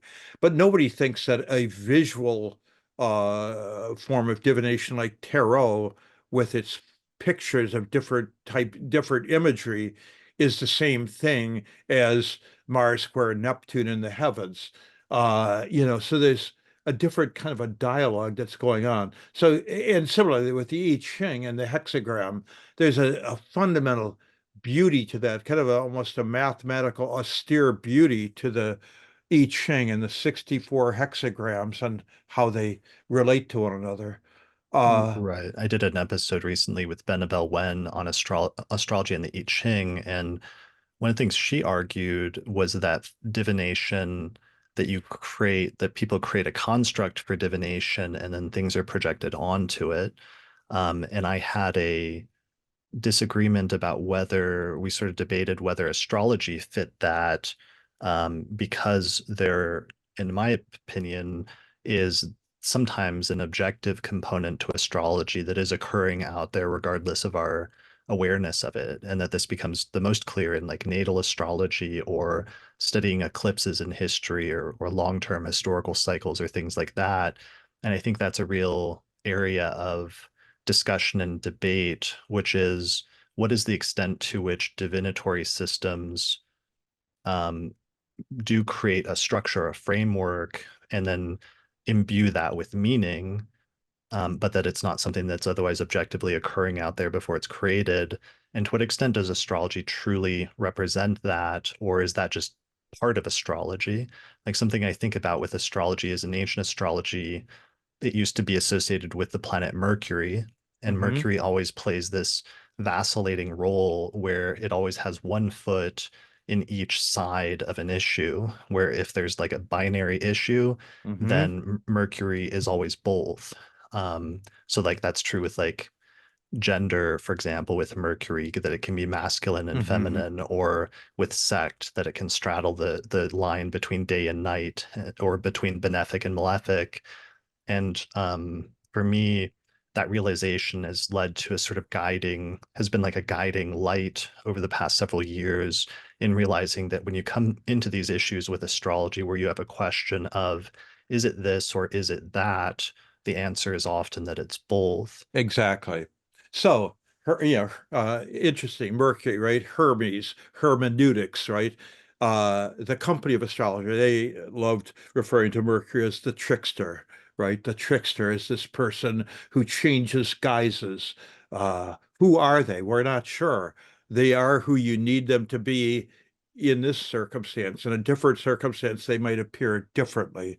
So I think Geoffrey would say that to the degree that astrology is a hermeneutic art, the trickster is at play. Thus, when he said it's sometimes more deceitful than we think, tricksters deceive people, and that's part of their mission. But part of their mission is to deceive people to help them see a different truth or maybe a larger truth. So, this issue of do we live in a fated cosmos, or do we have free will, or is it something in between? Well, it's a bit of both, right? We see that. I mean, Jung has that famous line, that free will is basically doing what we're fated to do willingly, and which could just be wordplay, but it's that knife's edge between did we have to do this? Did the world do this? So in a completely determined world, there is no chance. And then that takes that out of the equation, right? There is no chance. So somebody does something trivial with the I Ching or with a horary reading or whatever. And it's just like, well, this is a silly person who does not understand what they're playing with. Be like a child playing with some matches. And we say, here, I need to take this away. You might burn yourself, Well, Jeffrey was never one of these, oh, somebody's going to really burn themselves, but he did think people could mislead themselves with the wrong use of divination by that. So this issue of fate and free will is always at the heart of astrology, right? And you could almost say that the divinatory viewpoint might be that we act as if it's a deterministic world in which we are breaking those bonds of determination to express or to give a client free will. Now, that's like, I can already hear the scientists and philosophers, oh, you just want to have it both ways. You just want to have it both ways. When the going gets tough, you're going to pull out the old escape hatch and it's free will. And when things get really bad and somebody's got a terminal illness, well, yes, it's a fated world we live in. Well, it is kind of both, right? I mean, never for a moment would Geoffrey at the end of his life have said there's going to some kind of free will card he's going to pull that's going to get him to escape from a terminal illness. Nobody, anybody who thinks that is just engaging in kind of wishful thinking. So these are very, very profound issues, and he wrestled with them constantly. And he would frequently counsel me and other people against what he called an equation of orders, the two orders of astrology, fate and free will, determinism versus the signs, and say you can't equate them. We have both, and we shuttle back and forth between them. Sometimes the universe seems like a very fated, deterministic kind of place that gives us a message that's completely unpleasant, if you will, spoken like Saturn. And sometimes it's like, wow, we look at people getting away with murder, not literally, but maybe even that, and say, how do they do that? I mean, I'll just, again, I'm trying to avoid talking about people in the news, but you take somebody like Trump and people say, how's that guy keep getting away with it? You know, somebody would say, "What's all in his chart?" Just look at his chart. This guy has that slippery ability to slip out of things. So these questions he deeply wrestled with. He counseled against an equation, what he called the equation of orders. He counseled against a premature synthesis. Oh, well, he thought harmonics was a premature synthesis. Oh, he is going to explain it all here. He's going to explain the Vamsas, and he's going to explain, the signs and the houses and how it's all part of harmonic circles. Lovely, appealing idea that just does not, I don't think, pan out. So Geoffrey, again, was classically Capricornian in terms of saying we need to respect the tradition, we need to respect the limitations of what divination can do for us. And when we start thinking we can just that it's an anything goes approach, we're off on the wrong foot right away. We're off on the wrong foot. We're not going to get where we want to go if we think, oh, well, I didn't like that horary. Let me wait 5 minutes until Saturn's no longer in the seventh and I'll ask again. To him, that was just like, it's not that it was cheating fate. It was somebody who was fundamentally not respecting divination as a fundamentally human activity. Hmm. Yes, we all like to think we want our escape hatches when things aren't going our way, but he was like, you know what? Sometimes, sometimes the message from divination is a Saturnian one. It's you can't do this or this won't happen. You're not going to get that boyfriend or girlfriend. You're not going to buy that house. And to him, that was all part of it. It wasn't, oh, well, this is exactly what the client wants. Fantastic. It's like, what does the divination potentially show? Right. That was something, in the ancient world, divination was wrapped up and was part of the context was notions of like fate, that fate Hmm. existed as a concept. There were different views on how extreme fate was in terms of like Hmm. complete determinism versus just partial determinism, but that it existed in that context of believing that there was some sort of potential for fate or some sort of potential plan for the world or for people's lives Hmm. or a narrative that we were following in some ways. Um, so it's interesting you mentioned death, for example, and death predictions, and it made me think of some of his statements about Pico Mirandola and how Pico was like a Renaissance guy or philosopher who put out a big attack on astrology. And then some astrologers, in retrospect, who were kind of being assholes, then predicted that he would die Right. young in his early 30s. There's a pretty tacky response to a criticism of astrology. But then Pico did end up dying very young at the age of like 33 or Hmm. something. But one of Jeffrey's points in his exploration of that and how kind of weird and messed up it was in putting that out there, did the astrologers themselves influence the course of events in some way? Not in that they had like a direct hand in killing Pico per se physically, but he almost seemed to imply whether the intentionality of putting out a prediction like that had any sort of like almost like magical influence on Hmm. the course of things. Right. Which then goes to that whole notion of can somebody be cursed, right? Lilly dealt with that. Lilly still lived in a world that had witches. And if you look at some of his horary judgments, they have to do it was the gentleman bewitched and so, and, to Geoffrey, the pre-modern world, which again is that Pico Mandara, is that Pico and Ficino in 1500, or is that, basically the 1783, because Geoffrey saw Immanuel Kant, and, which coincided with the discovery of Uranus as that fundamental sundering of the world, where divination could be supported religiously or philosophically or scientifically. That's how he looks at basically modern rationalism, coming out of the Enlightenment project, as he calls it. So to go back to a pre-Enlightenment world, the question Geoffrey asked was, can astrologers can we inhabit a pre-enlightenment world with our thinking about magic, about divination, and so forth, and yet still honor modern science? I mean, after all, we fly in planes to astrological conferences. We use computers to cast charts. We use all kinds of scientific products and the products of scientific thinking to help navigate and make our way through the world.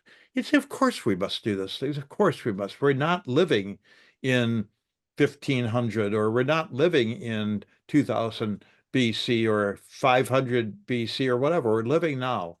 And so to him, these questions begged the question. We have to live in the world as we find it. But as he said, the idea that because modern philosophy, because science could not find divination, he made that the object of his PhD dissertation to explore different types of divination, to say, here in the temple of rationality, the modern university, I want to explore this topic. I'm going to use participation mystique. I am going to talk about the work of African shamans and witchcraft people and diviners. I am going to be talking about the cognitive continuum of Barbara Tedlock. I am going to be talking about anybody that I think could possibly shed light on divination. But what I won't accept is that divination does not exist. He said it's one of the most prevalent things. It's everywhere and yet recognized nowhere by science or by religion. And that was one of his tasks, really, of the last 15 years of his life, was to see that it was taken seriously by non-astrologers as a fundamental truth of the world we live in.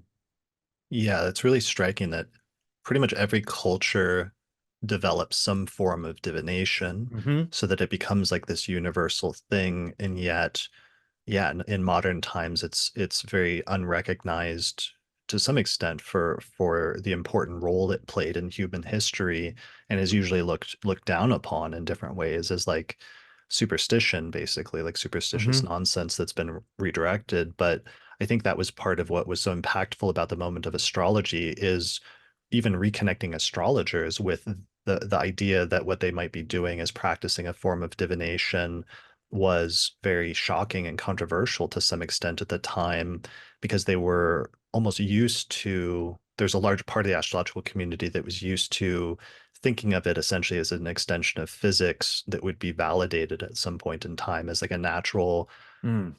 phenomenon in that way.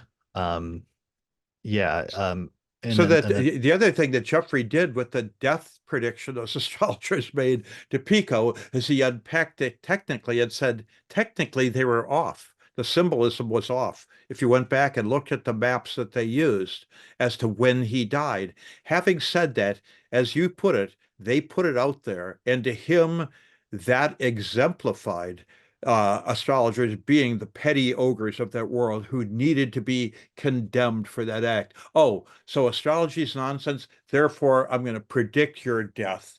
To him, that was exactly where astrologers went off the rails at that point, to say, well, if you don't accept our stellar determinism, well, a pox on your house and you're going to die soon.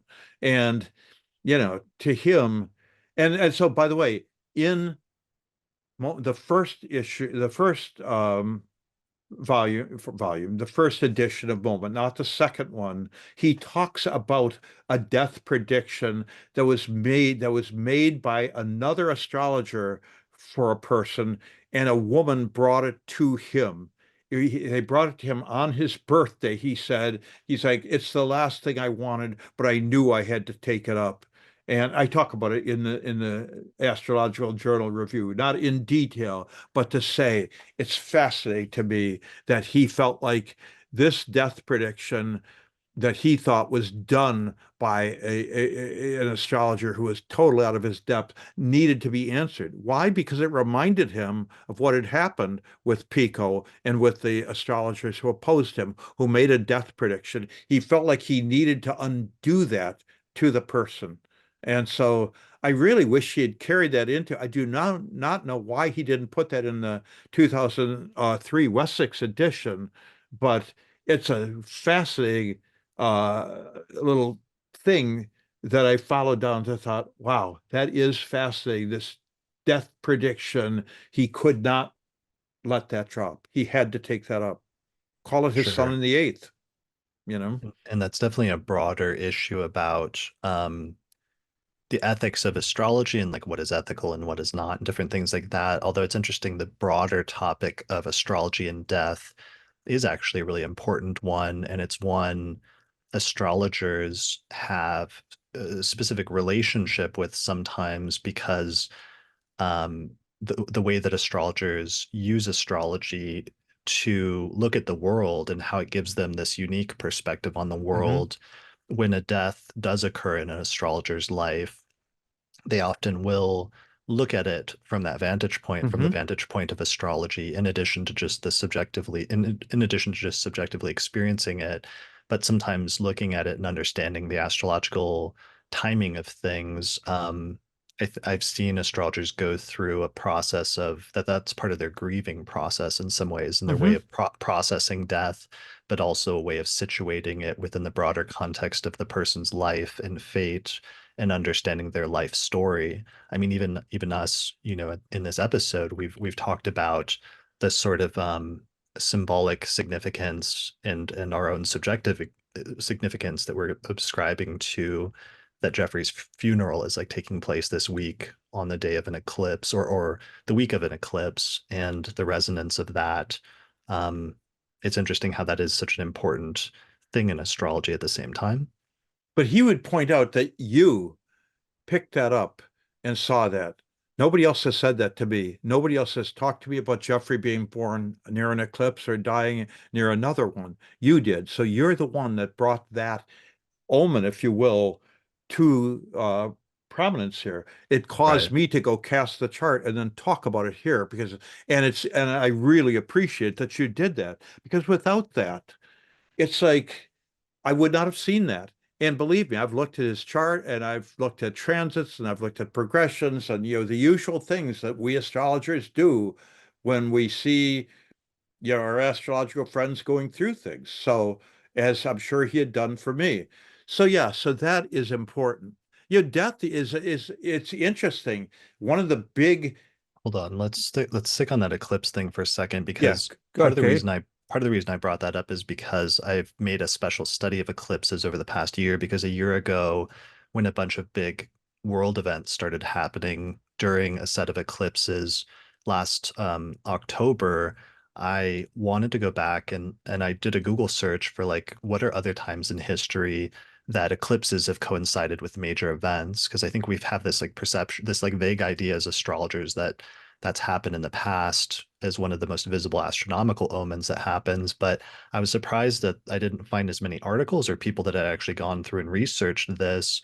So I actually started going through history and researching eclipses, and I found just this incredible set of different major events in history and different Hmm. people in history that were oftentimes what I found is they would be born near an eclipse, and then some of the most pivotal events in their life would happen around the same time as eclipses, and that there Hmm. seemed to be this 1 week window before and after an eclipse where the eclipse was active and relevant. So I made a special study and have done like multiple episodes on that over the past year. So it's become my thing.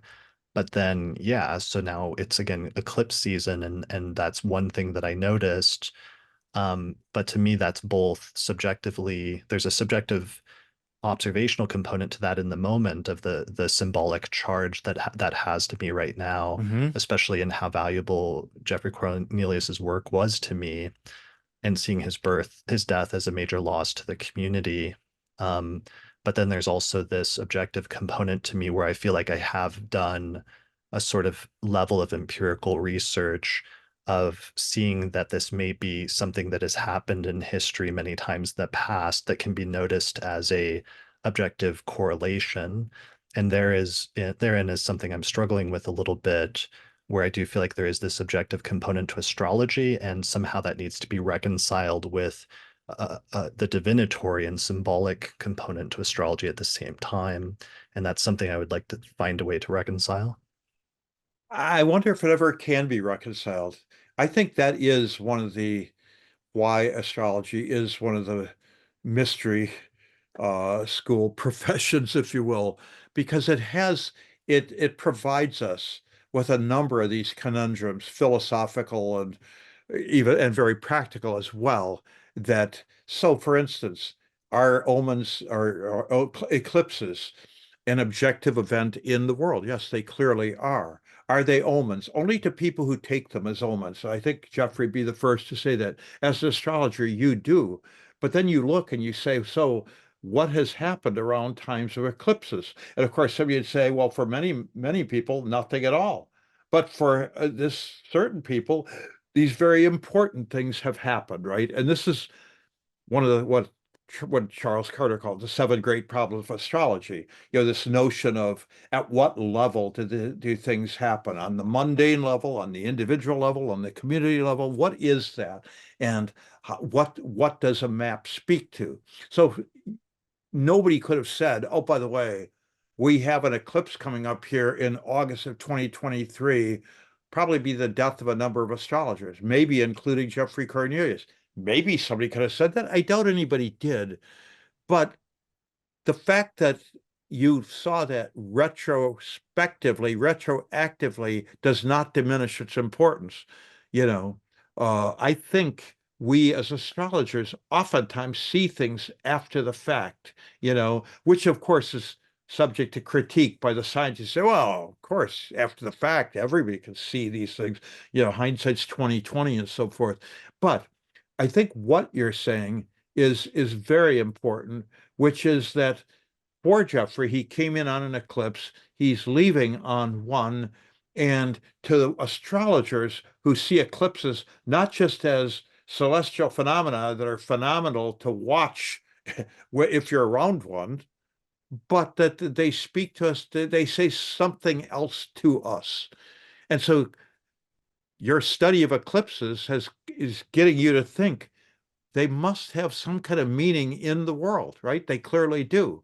So for now, I don't know if this eclipse that is coming up on Tuesday will have other events connected to it. We're not there yet, but clearly in advance of it, knowing that Geoffrey's funeral is within a day, because the eclipse doesn't go partile in England till Wednesday, funerals Thursday again, day after, but well within range, as you say. So clearly, this I think, has an omen sense to it with Geoffrey's funeral. Will I mention at the funeral? I'm not sure if I will, because I'll be sitting among some non-astrologers as well who are going to say, what are you saying here? What are you saying about our friend Geoffrey and how he came into and left this world? Hmm. And of course, the scientists say, well, he didn't die in an eclipse. He died days before the eclipse. He died on August 27th. This is the funeral 3 weeks later. That could have they could have just set that up so it fell on the eclipse. You can already hear the rationalist critique of that, right? Not that, Yeah, yeah, I mean, but as astrologers and people used to paying attention to omens and symbolism, we know how hollow those critiques are ultimately. And I guess part of what I'm getting to is just one of the things I've struggled with over the years in both loving and advocating Jeffrey's book and work and viewpoints because of how groundbreaking and how pivotal it was for me. There also still being a tension when it comes to classifying astrology as divination, which I'm willing to accept to a certain extent. But I think there's a limitation on that where there's something that sets astrology apart because it's basing itself off of objective astronomical phenomenon that are constantly occurring out there, regardless of our participation and our awareness of it, and yet is still lining up with important world events. And that element of it is different from tarot and I Ching because tarot and I Ching, those cards and those coins are not objectively occurring out there hmm until the moment that they are cast. So I think there's some sort of mercurial component here where there is a subjective participatory element to astrology, especially things like horary or electional hmm astrology, um, and even a participatory component to some extent to natal in this sense that hmm we're all making choices about our lives and we're participating in the unfolding of our life and the direction of our own fate to some extent. But there's also this other component where there's something out there objectively occurring that's been coinciding with and sort of mirroring the development of events in humanity over the course of our history for thousands of years, and that can be tracked to some extent with planetary cycles. Um, and somehow we've got to find a way to take into account both of those two things, if that's possible, in order to deal with the totality of what astrology represents. Right. So natural versus judicial, right? So Geoffrey never denied the existence of natural astrology, which could be you look at omens, you look at eclipses, or you look at any kind of astrological phenomena and you connect them up to events in the real world. He thought that was a fundamentally different thing, very real, something that could be measured. And if people wanted to do that, fine. And he was all for that. Uh, but to Right. him, judicial astrology, the reading of horoscopes, whether, again, I said this before, electional, natal, horary, whatever, something fundamentally different was happening there. I think that's the trickster aspect of it. That's the hermeneutic aspect. That's the Mercury flipping one way. I'm real. I'm here. I'm Mercury in Virgo. I'm planted in the earth. I'm wheat growing up.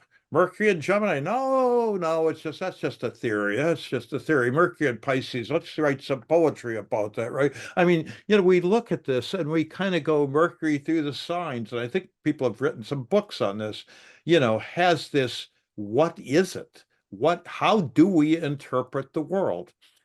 And so I guess I would say it always comes back to, I think, being very clear, are we in the world of signs or in the world of causes? Are we in the world of astrology being a natural phenomena that can be measured and looked at, or in the world of divination of judgments that you get people intervening between the symbol and the expression of the astrology. Again, the moment the interpretation is rendered or made. And I think if people keep that in mind, they can astrology. I think astrology is both. But the stuff that I do, sit with people who I've never met or maybe met once or online or something and read their chart. I don't think that comes out of an astrology of causes. I just don't. But, somebody could say, well, you're not saying anything objectively true or real anyhow, so it doesn't matter. So I try Right. not to get it too involved with whether that's true or not, you Yeah, know. I was surprised in listening to my old interview that he did make room for that he said there may be some kind of natural astrology of Mm, causes that could exist, but he thinks that the majority of astrology and what astrologers actually do falls under the medieval category of judicial astrology, and that's divination, the most of the apparatus of Western astrology. And makes a lot of that distinction, and I think that's important. Because there's questions about that distinction because natural versus judicial astrology isn't a distinction that always existed. It was kind of like a no. medieval distinction that was Hmm. brought up in order to designate the type of astrology that was permissible under the Christian church, essentially, which is the idea that the sun and other planets may have some impact on life on Earth that's almost like biological or physical Of course it versus does, right? Right? right. We, Yeah. yeah. Yeah. So there's that distinction versus judicial astrology, which is the act of like using astrology to make judgments about things and predictions as a form of divination, essentially through the use of symbolic thinking and things like that. So that medieval distinction was made and was very important for a long time because that's part of what allowed astrology to survive and persist in a largely Christian context where astrology was looked down upon and Mm. divination was rejected as either a form of superstition at best case or a worst case as an act of like of evil or of the devil or of demons or Hmm. something like that. Right. Right. So, uh, wow, there's so much here. Uh, you know, people continued to practice so-called natural astrology, the astrology of causes into the 18th century. Well, they people continue to do up to the present time. But it was even accepted, by certain scientists, like when the Royal Academy was developed in 1660, they at first would look at astrological ideas and say, well, maybe let's look at this, let's test this out. And you had your first great reform of astrology around that time saying, oh, well, we need to refine or rationalize astrology. So you've always had those people that will do that. Mundane astrology was an area. It's an interesting thing. One of the few times Geoffrey ever got angry, yeah, he was frustrated with me, was I had raised the question, is there such a thing as uh, divinatory mundane astrology? I have a background in history. I wrote a long thing, this long piece about the European Union with these time charts, showing the development of the European Union through different treaties that had been signed over about a period of 30 years. I felt like the symbolism in the charts was very radical in that sense. They basically well fit. They aptly described what was going on at the time. And he said, wonderful. And he gave me all this feedback. And 6 months later, he said, so what have you done with that? I said, well, nothing. He said, well, you mean I did that for nothing? I gave you all that feedback. And he had given me a lot of specific feedback.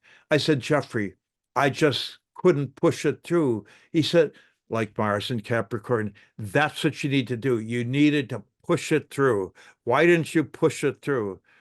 I said, why? Because I got Mars, in detriment in Libra. You tell me. It was beyond my pay grade. It's too hard. There's no such thing. I don't know. But I just remember that he thought somehow I could fulfill that promise of mundane divinatory astrology because he liked this article that I had written. Nobody would publish it, but and it took on Nick Campion's thing as mundane astrology as a perfect manifestation of cycles, in a astrology as causes model.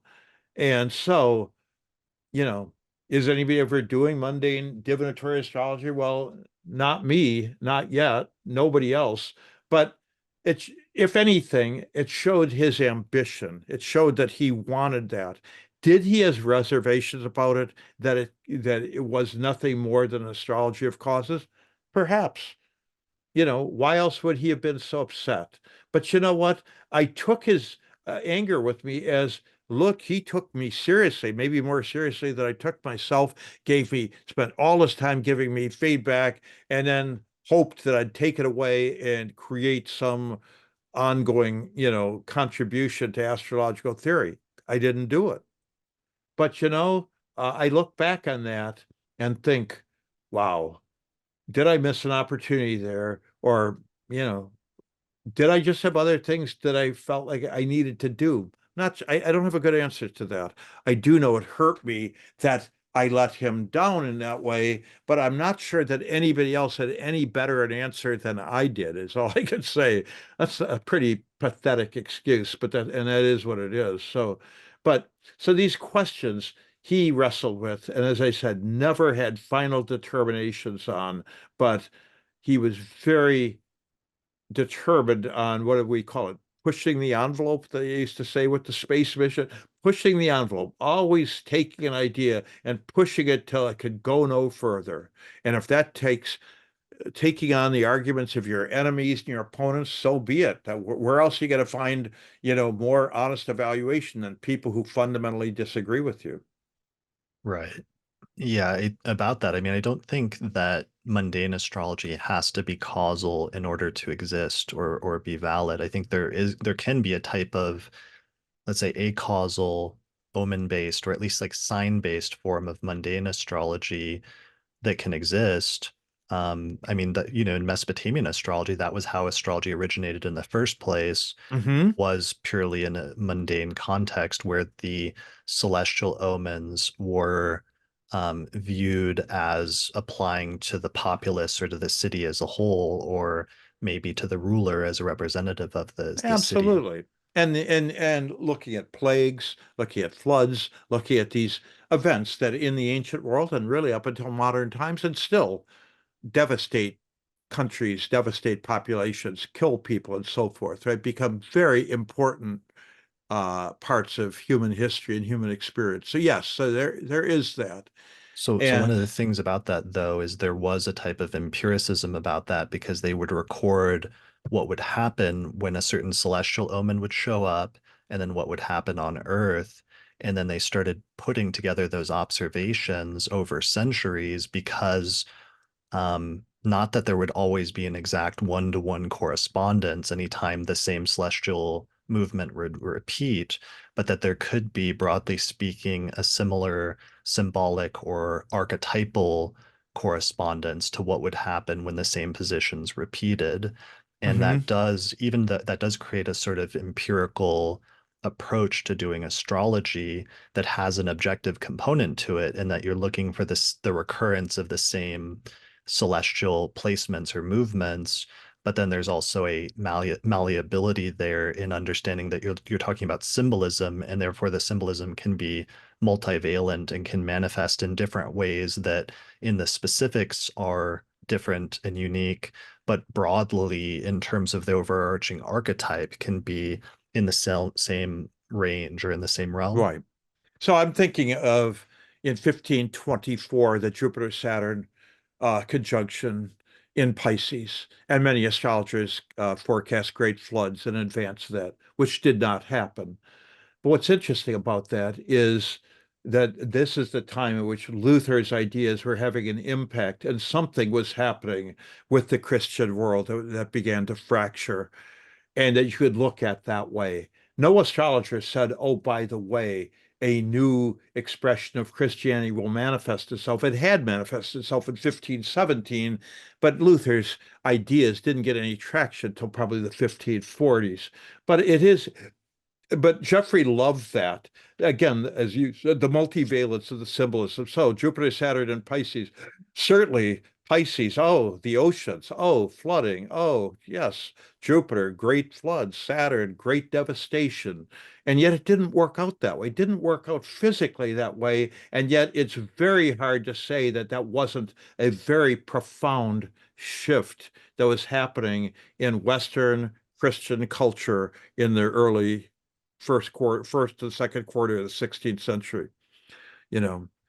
Right. And yeah, so There's always an issue with astrologers to predict things and to correctly interpret the symbolism ahead of time because they're dealing partially with such a complex system, and they're also approaching it from their own vantage point. In that context, a lot of those predictions would have been made by Christian astrologers who grew up in a cultural context of like stories about like Noah's Ark and the great hmm floods and things like that, and viewing that as like a potential natural disaster if they saw a lot of indications in the chart that represented water.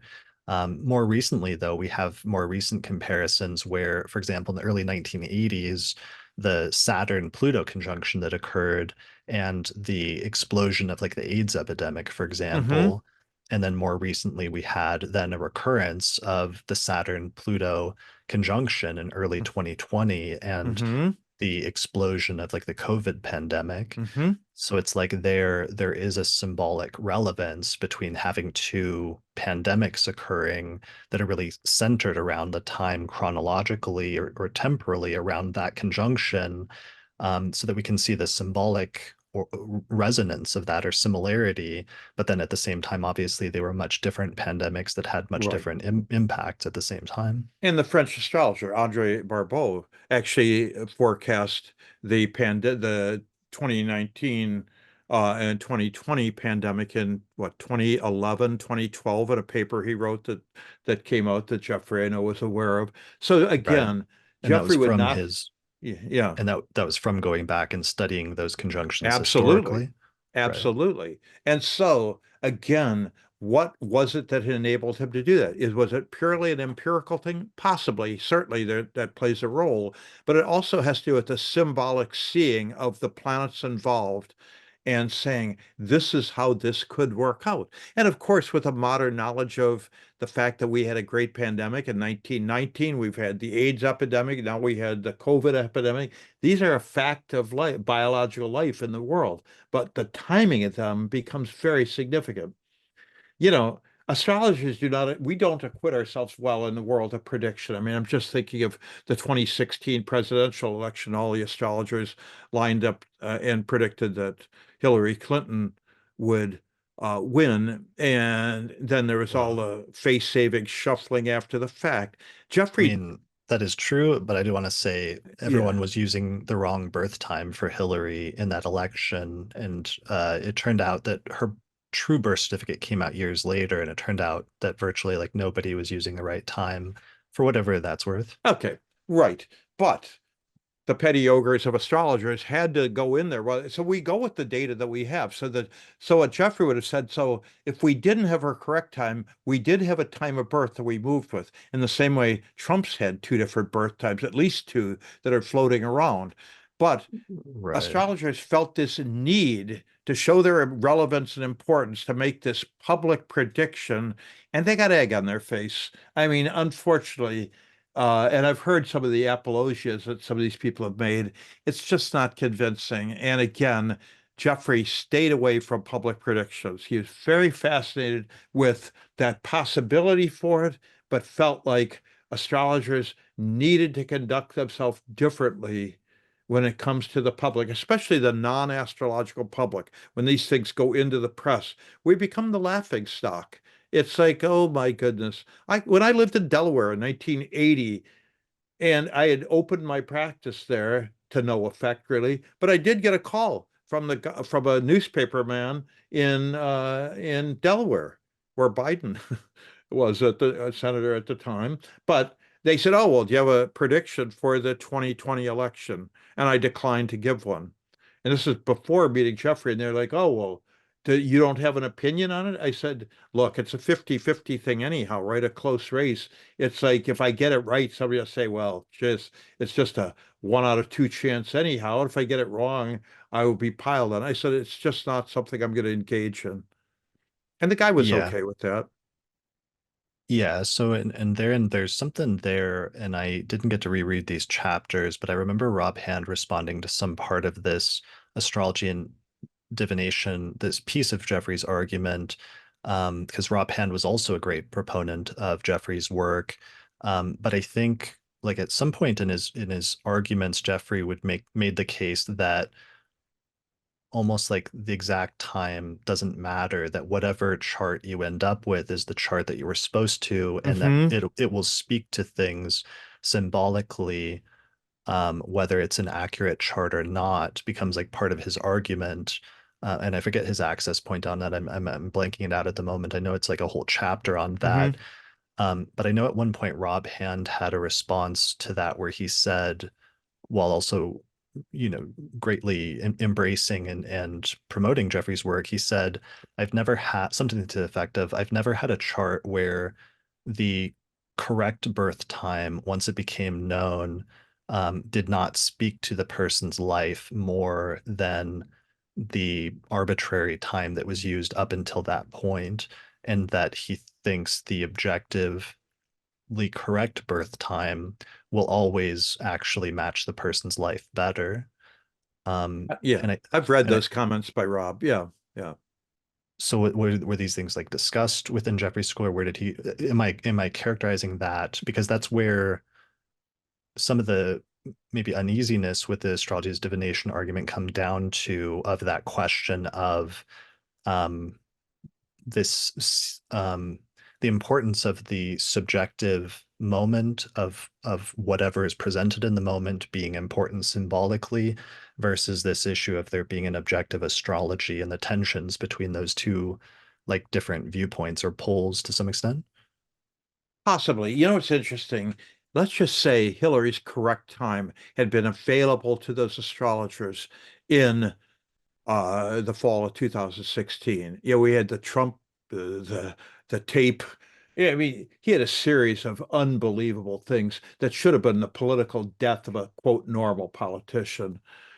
But what Jeffrey, I think, would have looked at is the soup that we were all swimming in was this feeling that this interloper, Trump, a braggadocio, a serial abuser of various people, a pathological liar, that there's no way this guy's going to win. That the feeling was, come on, Hillary, you might not like her. She wasn't, didn't seem like a likable person, but she's a serious politician. She knows her, her foreign affairs. She was very well versed in, quote, the facts of the case. And he'd say the facts don't really matter to people necessarily, right? That's not what became that's not what lost her the election, that she was better schooled than Donald Trump in various things, whether it was the economics or the foreign affairs or whatever. That wasn't it, right? So the question is, could the astrologers, have risen above this and said, you know what, she's not going to make it? I think everybody at the time, and even the pollsters, were saying, she's got a pretty good chance of winning. And I think a lot of astrologers were probably either consciously or unconsciously affected by that. You know what? Most of the polls say she's going to win. Therefore, I'm going to go with that also because I like the idea of her winning better than the idea than this guy winning. I I don't know. mean, yeah, there was certainly, as one of the people that was involved in that and was well documented and was very open about that, because I actually ended up taking part in some of those predictions and getting it wrong. There was, on the one hand, definitely a failure of imagination because especially most astrologers tend to be more left-leaning and Hmm. couldn't imagine that he would win, so that there was a failure of imagination I observed on a number of astrologers' parts where they just didn't think it was plausible from a practical standpoint. Hmm. And that as well as their personal views may very well have influenced his prediction or their predictions. But on the other hand, I'm also have the unique position of one of the only astrologers where I, before the 2016 election, went to a book signing to ask Hillary Clinton her birth time directly. And I Hmm. did ask her birth time. She told me she was born around 8 p.m. But however, there was a rumor that was told to me by an older data collector in the astrological community that Hillary was actually born at 8 a.m. and that she was giving people the wrong birth time to throw them off Hmm. because she didn't want her true birth chart to be known. And I took that literally, and I believed that that was true because it looked like the 8 a.m. chart was more prominent. And if that was the correct chart, it looked like from the timing techniques that I thought she would win. So to me, that wasn't just like an abstract thing when her birth time later came out and it turned out she was born closer to 8 p.m. It was actually more like 6:45 or 7 p.m. Hmm. So that I was using almost like the diametrically opposite chart from what Right. was true. So to me, it wasn't just like that's not just like an abstract thing, but it was actually something that happened that I was very personally involved with.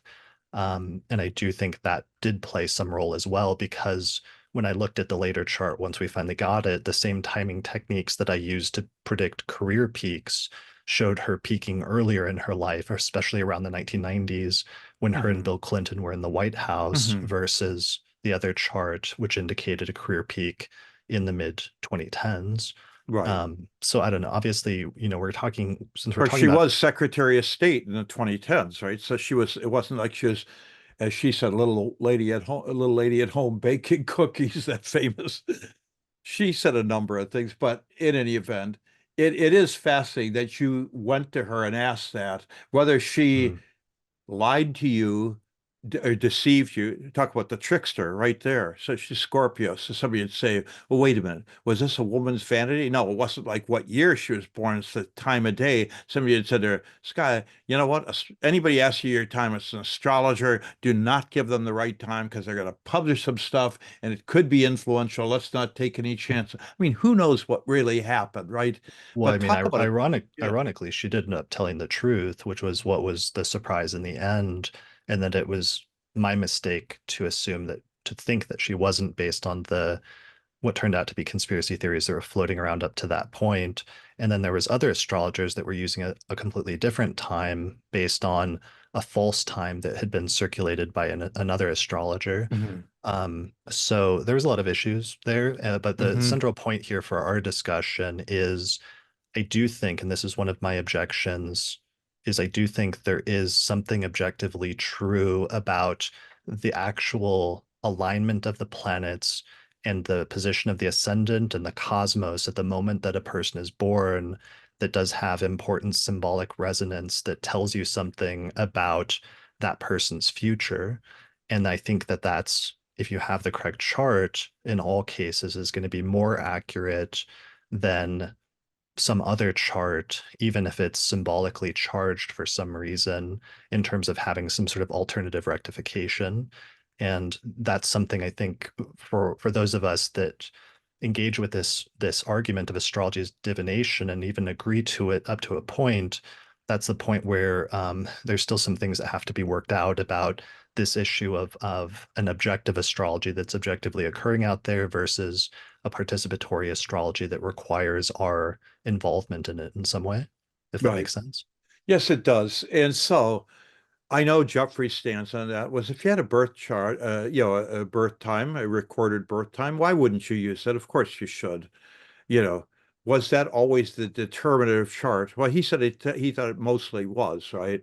It's interesting. It's a man who would not share his own horoscope publicly, so you got to take that into account. So yes, I think he would say an authenticated birth time is an important thing to have and to use. And he certainly that would have said it in fairness to these astrologers that got it wrong. Yes, if there was a correct time for Hillary, then certainly they should have had that. I think he might have questioned whether they still might not have bungled it as a public prediction. He thought there was something about the nature of public predictions that astrologers tended to bobble them because a lot was on the line. And that we live in a world that no longer thinks. I mean, again, when astrologers get public predictions right, what do the rationalists say? Well, it's a 30% chance, or the odds are, or whatever. There's always an explanation that diminishes the magical or the just the uncanny nature of astrology. There always is that.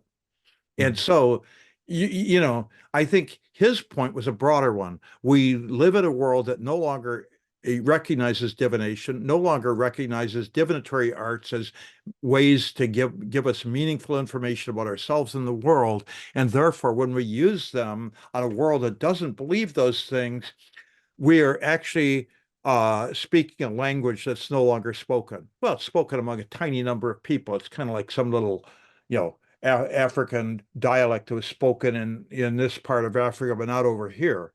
Oh, so people, if you go there, they understand what you're talking about. But anyplace else, they kind of go, well, that's a bunch of gibberish.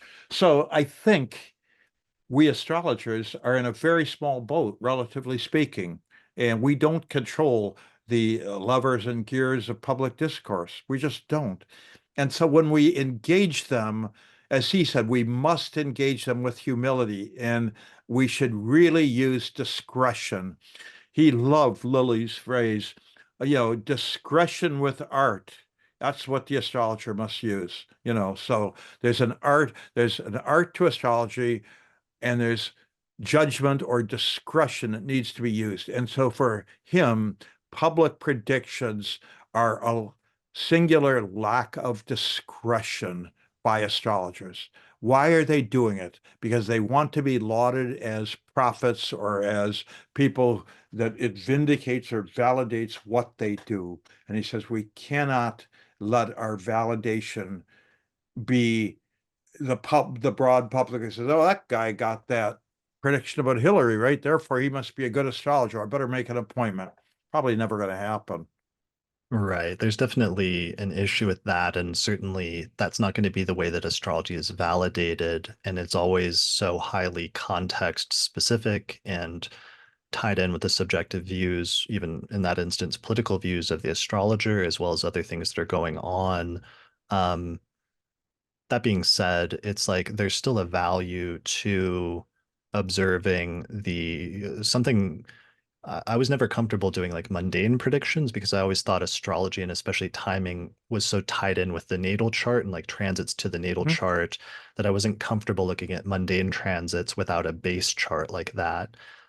So 10 years ago, I started doing monthly forecast episodes with a couple of friends, my friends Austin Coppock and Kelly Mhm. Surtees, and each month, I eventually created a format where each month for the first hour, we would review major news stories that had happened over the previous month and what their astrological correlations were. And this would sometimes allow us to check in with things we had said the previous month when we were looking forward to certain planetary alignments and how we would describe them symbolically or archetypally, Hmm. and then how it ended up playing out. And then in the second half, we will look ahead at the next month and we'll do the same process of saying these are the planetary alignments and these are some of the ways that that might play out archetypally. So that process I found to be incredibly valuable and has grown almost like a muscle that didn't exist or was atrophied up to that point because it does push you to do the best you can as an astrologer to interpret the symbolism of the astronomical alignments as well as you can if you're putting it out there, if you're actually, putting pen to paper, so to speak. um, it does push you to try to do the best job you can and to dig very deep, not just in terms of the symbolism, but also in terms of historical or empirical Hmm. research or other things like that. And I think that has the same value as I think about 50% of learning astrology is book learning, but there's another 50% that only happens when you sit down with a client in front of them and attempt to read their chart. Hmm. And you'll apply the principles at that point, and you'll also get feedback simultaneously, and you'll hear from the client how those placements actually work out. And they'll actually come Hmm. alive in a way that's much more vivid and that you'll learn so much more from than just what you read in the books.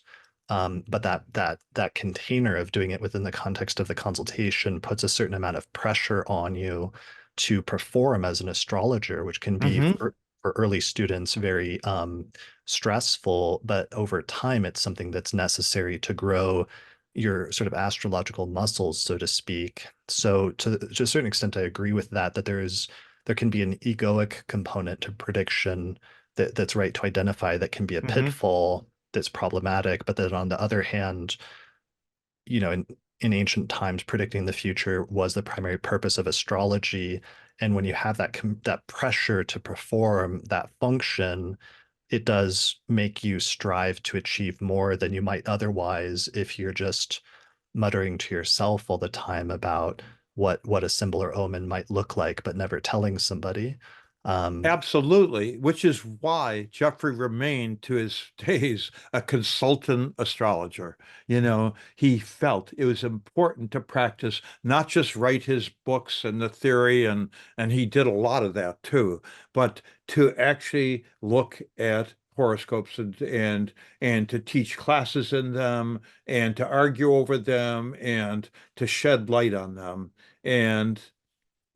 So he wasn't just a theoretician. And I think other people have kind of accused him of that, an armchair theoretician who could sit back and say these terrible things about the practice of astrology. He actually practiced astrology, and as did Maggie. And yeah. that was incredibly important to him, as he called it, divination in praxis, right? The fancy word for practice, the Latin. So that was a big belief of his that astrologers needed to practice the art. And And like that you said, they learned through the doing of it. It wasn't that they were always right, but that they had to put themselves out there. Yeah. Yeah, and that was something that was incredible about Jeffrey is that while he was one of the people that was part of a movement that happened in the 1990s and 2000s, where a number of professional astrologers went back to college and Hmm. went back to university and got advanced degrees, like master's and PhD Hmm. degrees, oftentimes in history. Um, that he was, in some instances, those practitioners would strip themselves of the practice of astrology and sort of become full academics or not Hmm. acknowledge that they, or in some instances, not even continue to practice astrology and become full-fledged academics just for the love of talking about astrology in a historical Hmm. context, which is That's right. perfectly valid and is a perfectly worthwhile thing to do because the study of the history of astrology is worthwhile and interest Absolutely. in of Yeah. itself. But what I was saying is that Jeffrey is unique in that he never um, gave up the practice of astrology, and he continued to be quite open about that, even while moving in academic circles, from my understanding, which made him very unique and very impressive as somebody who bridged the gap between both of those worlds. That first conference that Bath Spa University College did, and issued their papers, Geoffrey's article in that, his paper in that, was the only one that contained a horoscope that he unpacked for the group. It was the opening of the conference, and he made a number of very pertinent points. But one of them was that astrology in the university, if it becomes an arm's length study, dissecting the bug of astrology on the slide, that was never going to be sufficient, and that indeed he knew that astrology going to the university was not the teaching how to do astrology, but he felt that if their mission was anything, it was to understand the practice of astrology. And his PhD dissertation is many different, and other things since then. There are many ways to shed light on what that practice actually is. So I'd encourage anybody to go and read that Bath Spa paper of his, because it's just a very powerful thing at the opening of astrologers going back to the academy, as he called it. And he's addressing this group, and he said, let's keep in mind why we're doing this. This has to do with the practice. I think that's really important then, because I think that brings another into focus another great contribution that he made, and perhaps one of the greatest contributions that he made with his work is that he brought a level of academic and intellectual rigor to everything he did, and he showed that you can be an astrologer and you can be a diviner and somebody that views the world in this animistic or magical sense, but still be, a top level academic or a top level intellectual at the same time and bring all of the same intellectual tools from the academy into your practice and into the thinking of astrology at the Hmm. same time. And that's something he demonstrated, I don't want to say more than anyone else, but at the highest level. And that's one of the reasons Absolutely. why in my Absolutely. Yeah. Yeah. yeah, and that's one of the reasons why I said in my statement about him, my tribute to him when he passed away, when I heard about that from you that day, that that his work was one of the most important books on the philosophy of astrology in the past century because he brought that level of intellectual and academic rigor. Hmm. Absolutely. Yeah. Yeah. Yeah.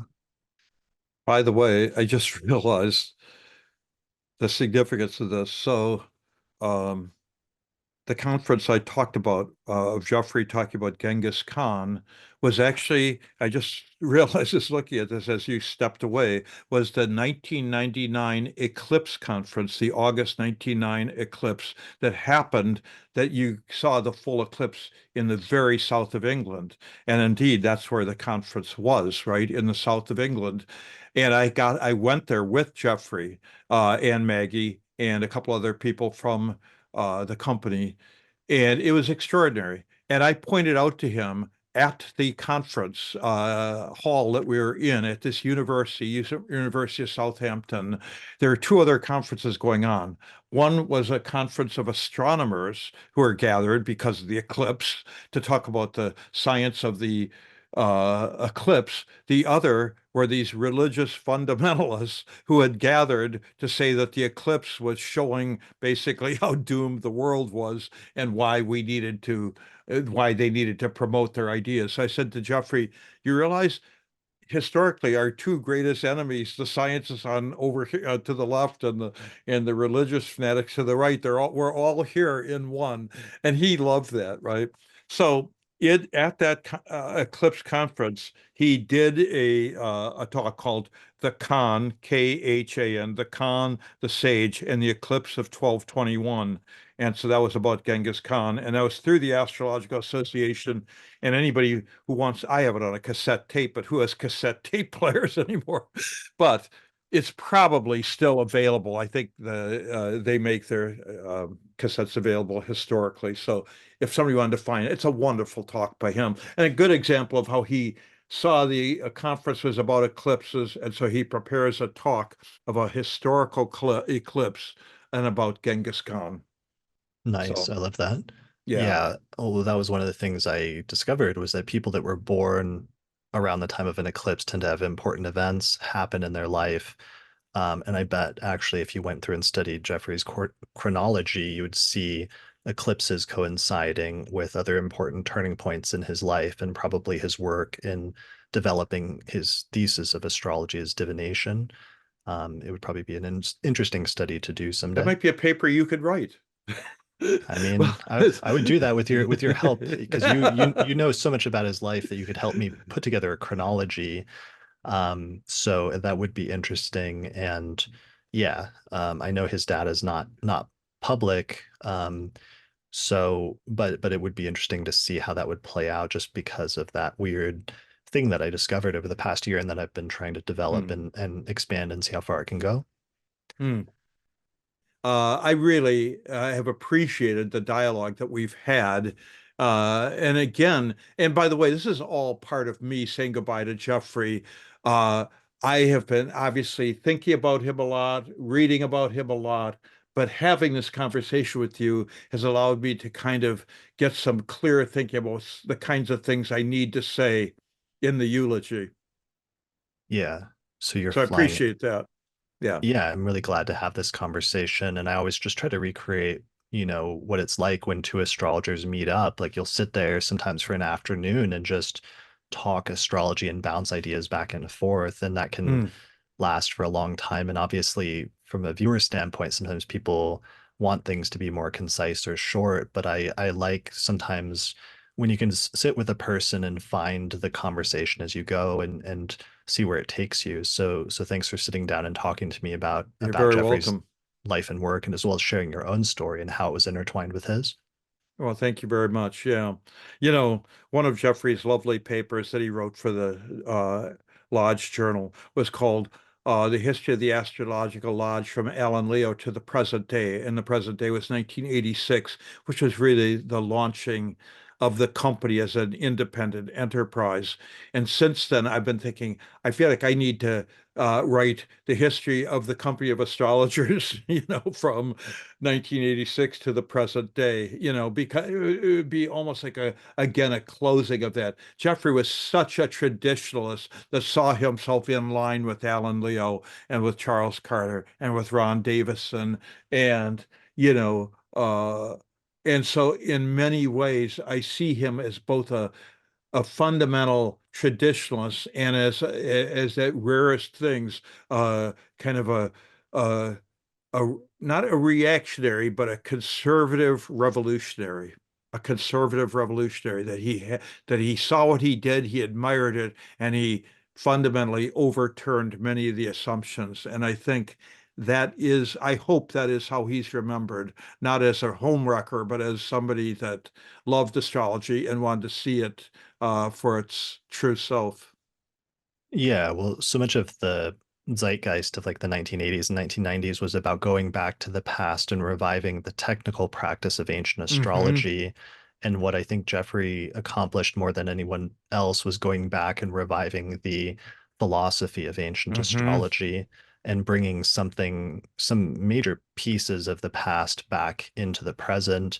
But it's interesting that he was also very much part of and tied in with the modern tradition as well. Like Hmm. you said, being the president of the Astrological Lodge of London at one point, Hmm. and of that very much placed him in the context of a lineage of not just ancient astrologers, but also modern ones as well.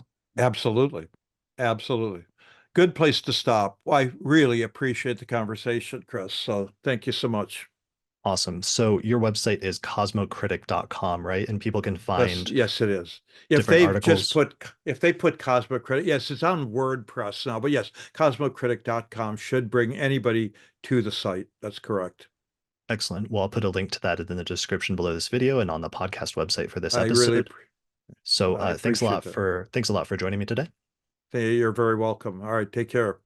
All right. Thanks everyone for watching or listening to this episode of the Astrology Podcast, and we'll see you again next time. If you're a fan of the podcast and you'd like to support the production of future episodes, then consider becoming a patron through my page on patreon.com. In exchange, you'll get access to a bunch of benefits, such as early access to new episodes, the ability to attend live recordings, access to the monthly electional astrology podcast, access to another exclusive podcast called the Secret Astrology Podcast that's only available to patrons, or even get your name listed in the credits at the end of each episode. For more information, visit patreon.com/astrologypodcast. Special thanks to patrons on our producers tier, including Christy Moe, Ariana Amour, Mandy Ray, Angelique Nambo, Issa Sabah, Jeannie Marie Kaplan, Melissa Delano, Sunny Bozboz, Kwatsi Alibarahu, and Annie Newman. If you're looking for an astrological consultation, then we have a new list of recommended astrologers on the podcast website. These astrologers offer birth chart readings, synastry, rectification, electional astrology, horary questions, and more. Go to theastrologypodcast.com/consultations. The astrology software that we use on the Astrology Podcast is called Solar Fire for Windows, and you can get a 15% discount on the software by using the promo code AP15 when you purchase it through alabe.com. For Mac users, we recommend the program Astro Gold for Mac OS, and you can also get a 15% discount when you use the promo code AstroPodcast15 at the website astrogold.io. If you'd like to learn more about my approach to astrology, then you should get a copy of my book titled Hellenistic Astrology, The Study of Fate and Fortune, which is available in both print and now ebook forms, where I've started selling a PDF copy of the book through my website at HellenisticAstrology.com/book. If you're really looking to deepen your studies of astrology, then check out my Hellenistic Astrology course, which is an online course in ancient astrology. It's perfect for beginner and intermediate students because I take people from basic concepts up through intermediate and advanced techniques for reading birth charts. There's over 100 hours of video lectures, including monthly webinars and Q&A sessions. And at the end of the course, if you complete the final test, you'll receive a certificate of completion saying that you studied with me. You can find out more information at theastrologyschool.com.